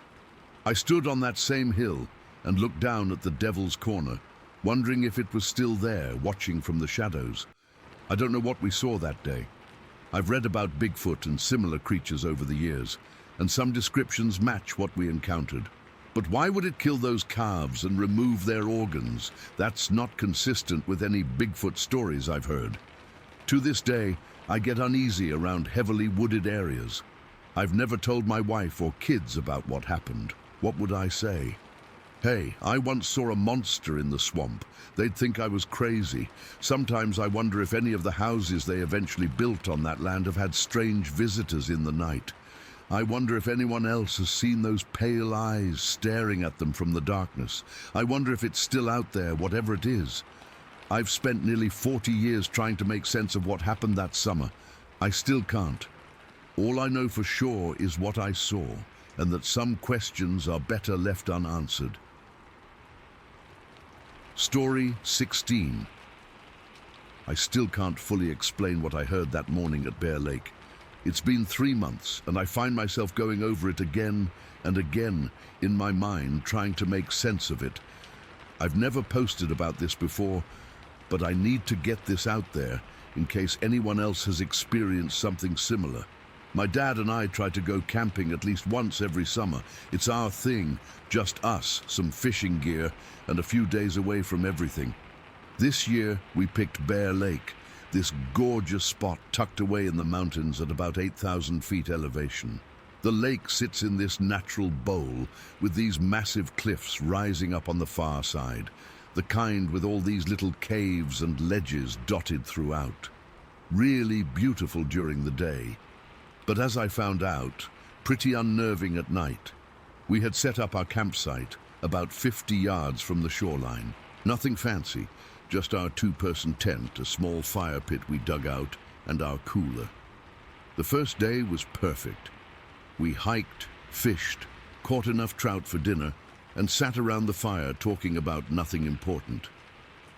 There were a few other groups scattered around the lake, including what looked like a Boy Scout troop, maybe a quarter-mile down the shore from us, just far enough away that we couldn't hear them, which was fine by us. I crashed pretty hard that night. Hiking at that altitude always wipes me out, and I fell asleep as soon as my head hit the pillow. What happened next is why I'm writing this. I woke up suddenly. The tent was still dark, but there was that faint pre-dawn glow just starting to lighten the sky.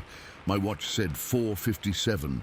What woke me wasn't my dad. He was still snoring next to me. It was this sound, this call. Hard to describe it accurately, but it was unlike anything I'd ever heard before. It was this long, drawn-out howl with this incredibly deep tone to it, almost like a gorilla's chest-beating roar, but higher-pitched and sustained. It echoed off the canyon walls, making it impossible to tell exactly where it was coming from. At first I thought maybe it was a bear or a mountain lion, but I've heard both before on previous trips. This wasn't that. This was something else entirely. The sound had this presence to it, like it filled the entire valley. I sat up in my sleeping bag, and the movement woke my dad. "You hear that?" I whispered. He nodded, his face tense in the dim light. "Weird," he muttered. "Never heard anything like that before." The call came again, long and resonant. My skin prickled with goosebumps. I couldn't just lie there listening to it through the tent fabric. I had to see. I slipped on my boots and jacket and unzipped the tent door as quietly as I could. The air outside was freezing, my breath coming out in visible puffs. The lake was perfectly still, mirroring the cliffs and the fading stars. That's when I heard it again, that same haunting call, but now I could tell it was coming from somewhere along those cliff faces across the lake. I stood there, just listening, trying to pinpoint where exactly it was coming from. My dad joined me outside, his flashlight scanning the opposite shore, but the beam couldn't reach that far. "What do you think it is?" I asked, keeping my voice low, even though whatever was making that sound was at least half a mile away. Dad shook his head. "No idea. Been camping these mountains for 30 years and never heard anything like it." For the next 2 hours, literally 2 full hours from 5 to 7 in the morning, that sound continued. But here's the weird part. It wasn't stationary.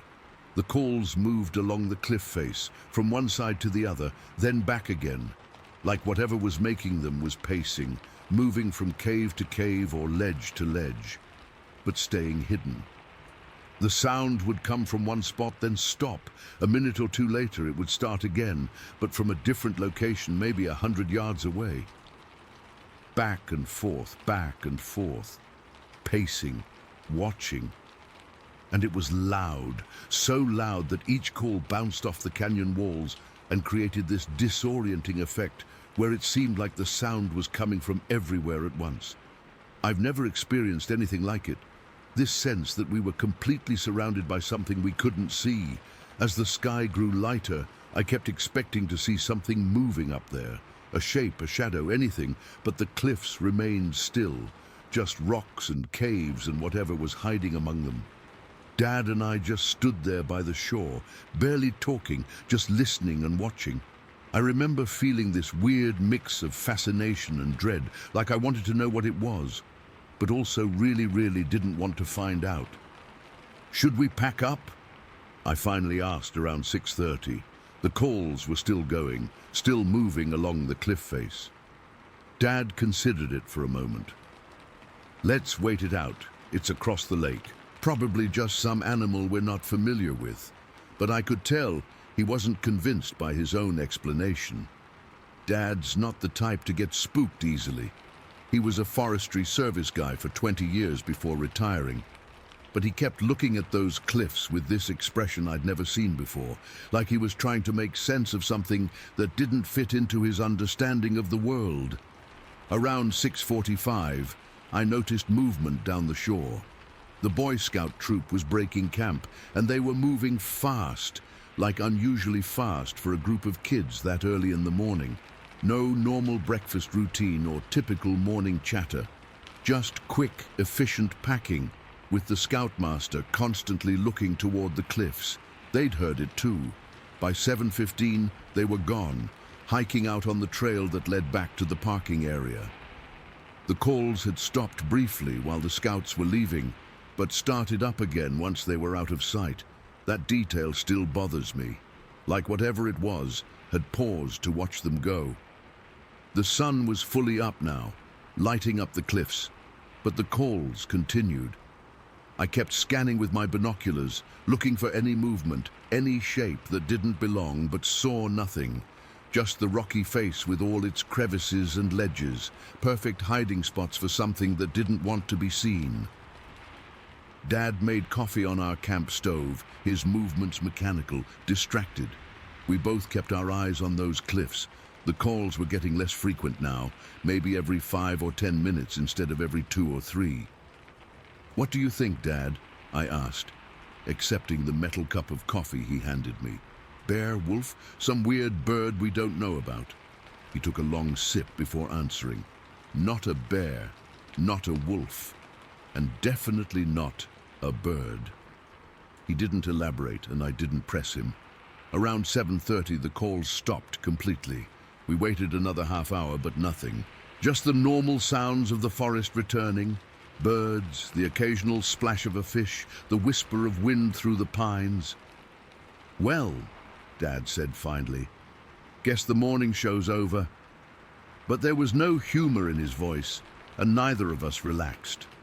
Something about those calls had fundamentally unsettled us both. The way they moved methodically along the cliffs, the raw power behind them, the sense of intelligence, of purpose they conveyed.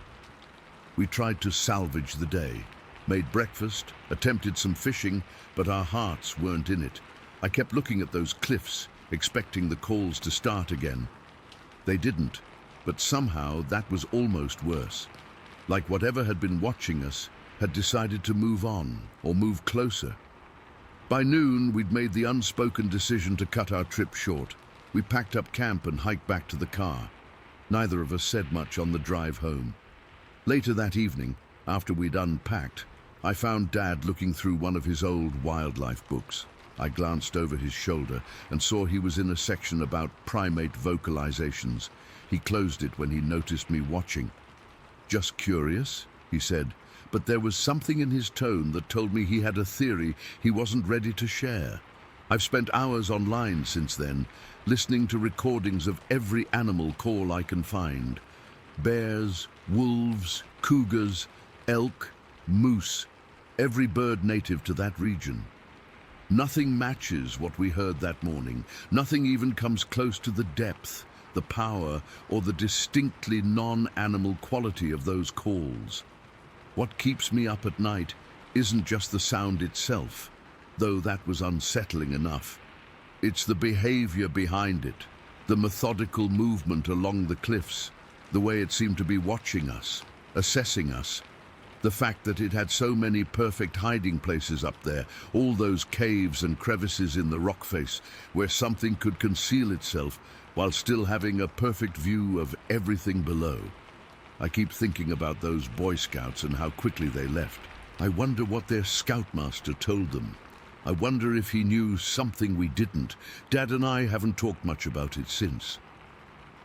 When I brought it up a few weeks later, he just shook his head and said, "Some things in the mountains are better left alone." Coming from him, a man who spent his entire life in the wilderness, that statement chills me more than anything else. I don't know what we heard that morning at Bear Lake, but I do know this. I'm not camping there again, and whenever I hear stories about strange calls in the mountains, about things that pace and watch from hidden places, I don't dismiss them anymore, because something was watching us that morning from those cliffs. Something that didn't want to be seen but wanted us to know it was there, and whatever it was, it wasn't anything I've ever encountered before or since. Story 17. I can't believe it's been 7 years since it happened, but I still think about it almost daily. This was back on May 29th, 2016. Me and my buddy were heading out for our annual Memorial Day weekend fishing trip. We'd been planning it for months, wake up early, beat the crowds, and spend the whole day on the lake catching bass. The alarm went off at 4:30 that morning. I remember it was still completely dark outside when I got up, made some coffee, and packed the last of our gear into the truck. My buddy showed up right on time, and we hit the road at exactly 5:15. It was that perfect early morning time. The sun was just starting to come up, but there was still this bluish pre-dawn light everywhere. We were taking the back roads to avoid holiday traffic, and honestly, we weren't talking much. Both of us were still half asleep, just sipping coffee and listening to some old country station on the radio. The windows were cracked open, and you could smell that fresh morning air. You know, dew on the grass, a bit of pine from the forest nearby. It was going to be a perfect day. About 20 minutes into the drive, we were on this winding country road. Not many houses out there, just woods on both sides with occasional clearings. We'd driven this route dozens of times before. Nothing unusual ever happened on this road. That's when we saw it. I almost didn't notice at first. My buddy was the one who spotted it and said, "Holy shit, look at that. Is that an ape sitting by the road?" I slowed down a bit, thinking maybe he was messing with me or had seen a black garbage bag or something. But then I saw it too, and I felt this immediate rush of confusion and adrenaline. There, on the right side of the road, was this creature. It was crouched down, maybe about 3 feet high in that position, partially obscured by some roadside brush, but it was clearly visible enough that we could make out its left side profile as we drove past. The first thing that struck me was the color, this uniform, shiny black hair covering its entire body. Not patchy or different shades like you'd see on a bear or something, but this consistent black coat. The hair looked healthy, almost glossy in the early morning light. Its left arm was visible from the shoulder down to the elbow, and we could see its left leg from the hip to about the knee before the brush blocked the rest of it. But what really got me was the head. It was way too big for what you'd expect on a human child of that size. There was this distinctive ridge on top. I later learned it's called a sagittal crest, that gave the skull this peaked look, almost like a mohawk shape, but it was the actual skull structure. The face is what I can't forget. It had this lantern-shaped jaw that jutted out slightly, not extremely pronounced, but definitely not a human jawline. The nose was broad and flat, and there was this heavy brow ridge that shadowed the eyes, so I couldn't really make them out clearly. The ears were small and completely covered in that same tight black hair. There was barely any neck visible. The head just seemed to sit directly on the shoulders. I instinctively slowed down as we got closer. We were probably within 22 to 25 feet of this thing. That's when it moved, and I felt the hair on my arm stand up. It reached out with its right arm and dropped something. Looked like trash or food wrapper or something. The arm movement wasn't jerky or awkward. It was smooth, deliberate, like any person would move. Except this arm was covered in black hair all the way down to the knuckles, and it was proportionally way too long for a human arm. I could clearly see a thumb and 4 distinct fingers. Normal number of digits, but not normal-looking hands. The fingers seemed longer than they should be, and the thumb was positioned in a way that looked more capable, if that makes sense. Like it could grasp things more efficiently than our thumbs. After it dropped whatever it was holding, the creature brought its arm back in front of its torso, bent at about a 90-degree angle. Then it repeated this motion twice, like it was picking something up, examining it and discarding it. The movements were so deliberate and intelligent. I remember thinking that if this thing stood up, it would probably be between 5 and 6 feet tall. Not massive, but definitely substantial. My buddy must have been thinking the same thing because he whispered, "Dude, that looks like a juvenile. Mama Squatch would not leave a baby that close to the road." The whole sighting probably lasted only 10 or 15 seconds before we drove past it. I didn't stop the truck. I don't know why. Shock, I guess. Or maybe some instinctive fear of confronting something that shouldn't exist. We kept driving, and when I checked the rearview mirror, I couldn't see it anymore. For the next few miles, we just kept looking at each other saying, "Did you see that? And what the hell was that?" Over and over. My buddy was convinced it was a juvenile Sasquatch. I wasn't willing to commit to that explanation, but I knew it wasn't a bear, wasn't a person in a suit, and definitely wasn't any normal animal native to the area. When we got to the lake, we sat in the parking lot for almost an hour, just processing what we'd seen. The fishing trip became secondary. We debated going back to look for evidence, but something told me that was a bad idea. What if it wasn't alone? What if the mama squatch my buddy joked about was actually nearby? The thought made my stomach turn. We ended up fishing that day, but our hearts weren't in it. We kept talking about what we saw, trying to rationalize it.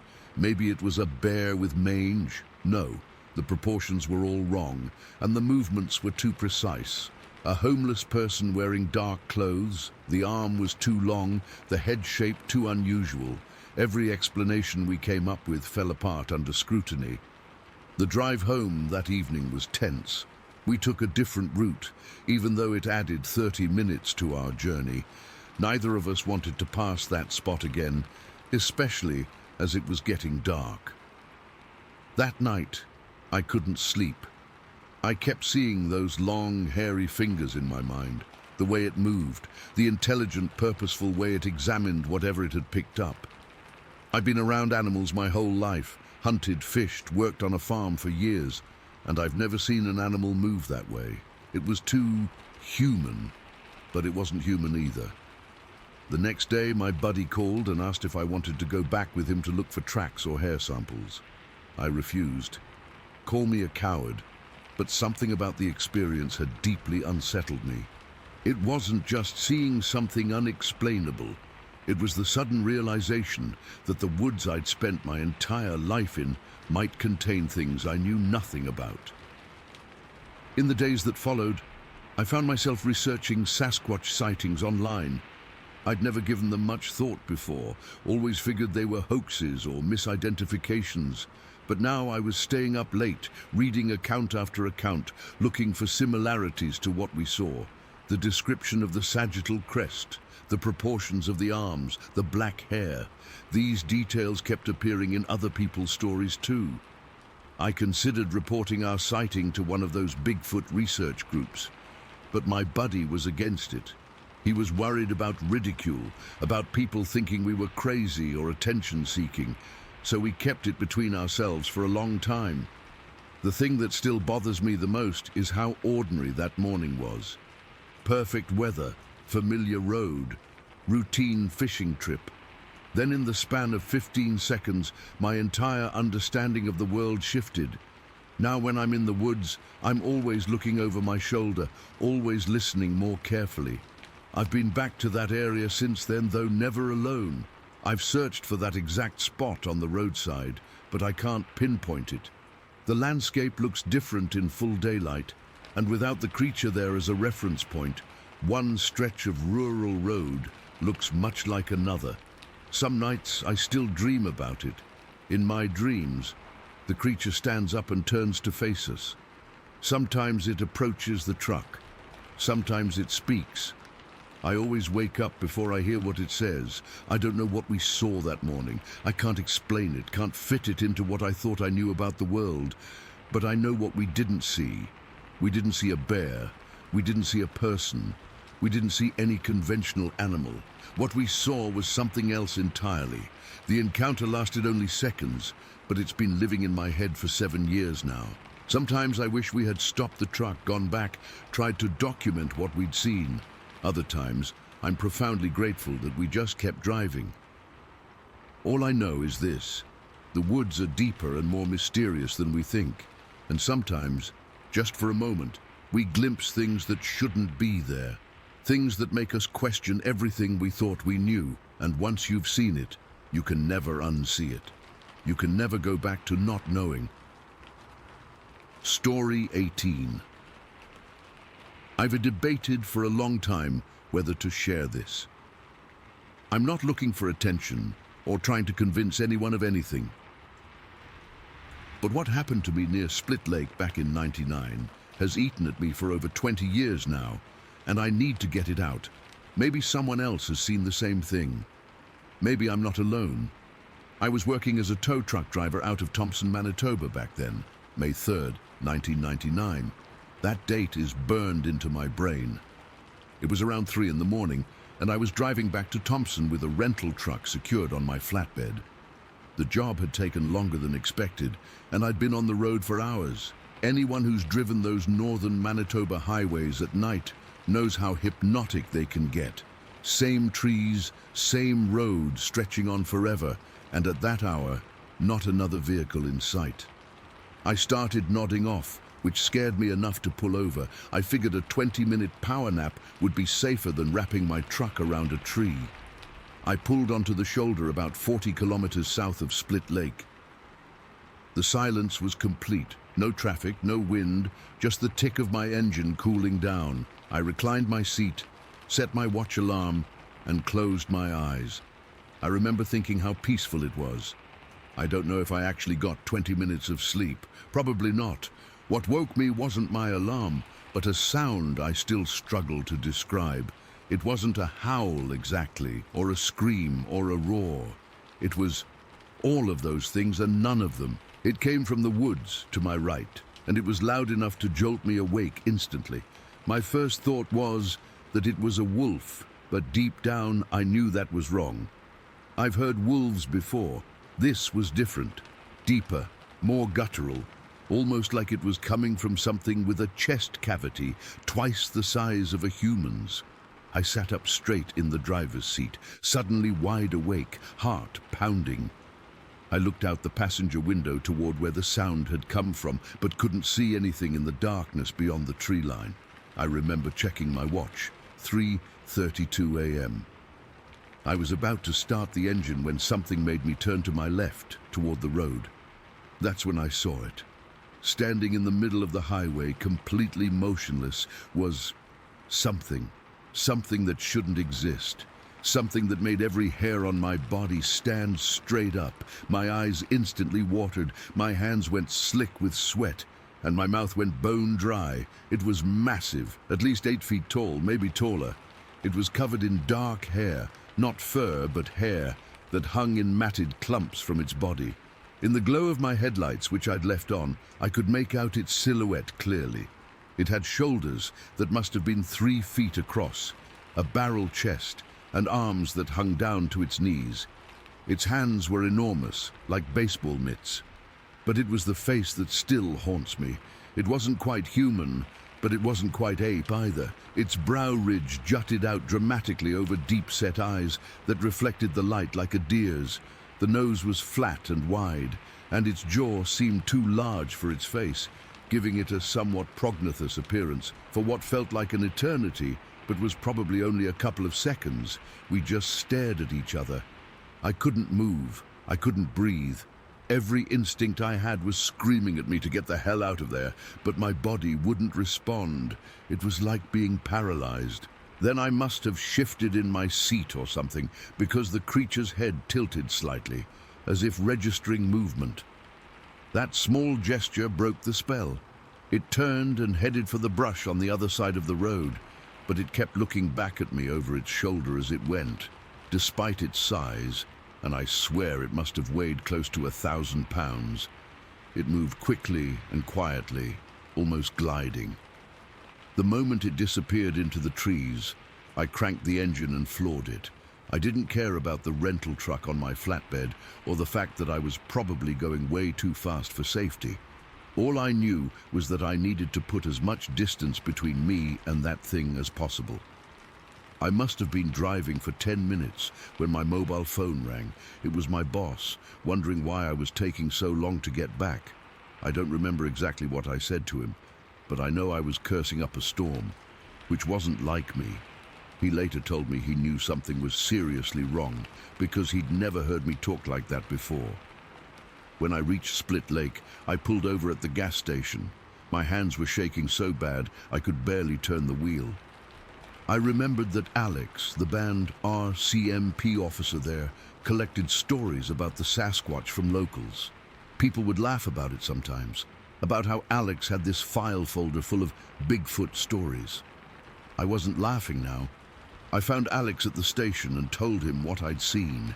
He wanted to drive back out there with me, but there was no way in hell I was going back. Not then, not ever. I just wanted to get home. I made the drive from Split Lake to Thompson in 50 minutes flat, a trip that normally takes well over an hour. For a week after, I refused to take any jobs that would take me down that road.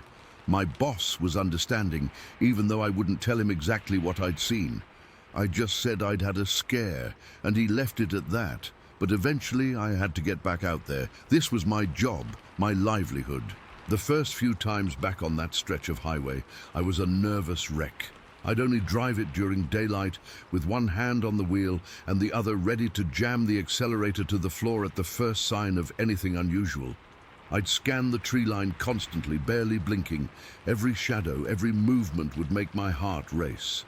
About 3 weeks after the encounter, I was driving that same stretch when I noticed something off to the side of the road near where I'd pulled over that night. I probably should have just kept going, but curiosity got the better of me. I pulled over and approached cautiously.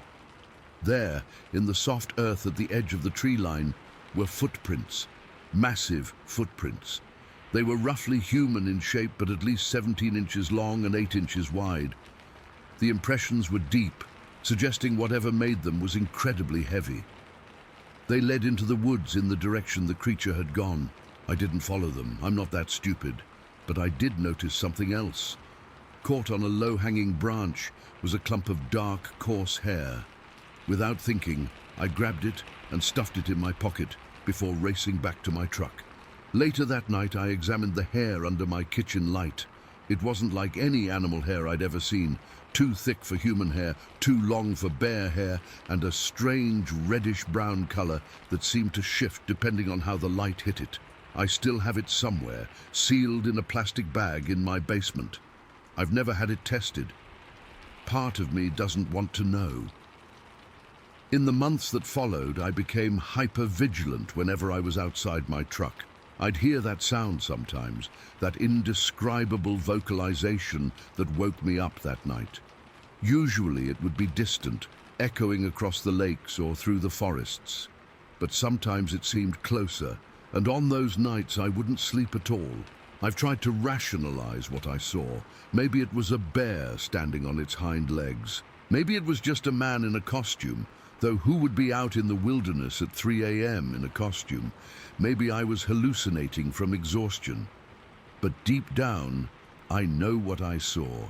It was real, it was massive, and it was watching me as intently as I was watching it. I don't talk about this much. The few times I've tried, I've seen the looks people give me, like I'm crazy or making it up for attention. So I've kept it mostly to myself. but I know what I saw on that dark highway south of Split Lake. I know that something is out there in the Manitoba wilderness that doesn't fit neatly into our understanding of the natural world. I still drive trucks. I still take that road sometimes. But I never pull over at night anymore, no matter how tired I get. And I never, ever turn off my engine when I'm alone in the woods. Because that sound, that horrible, primeval sound, it's not something you forget. And the eyes of that creature reflecting in my headlights, they seemed too aware, too intelligent for comfort. I don't know what it was. Bigfoot, Sasquatch, some unknown species. The name doesn't matter.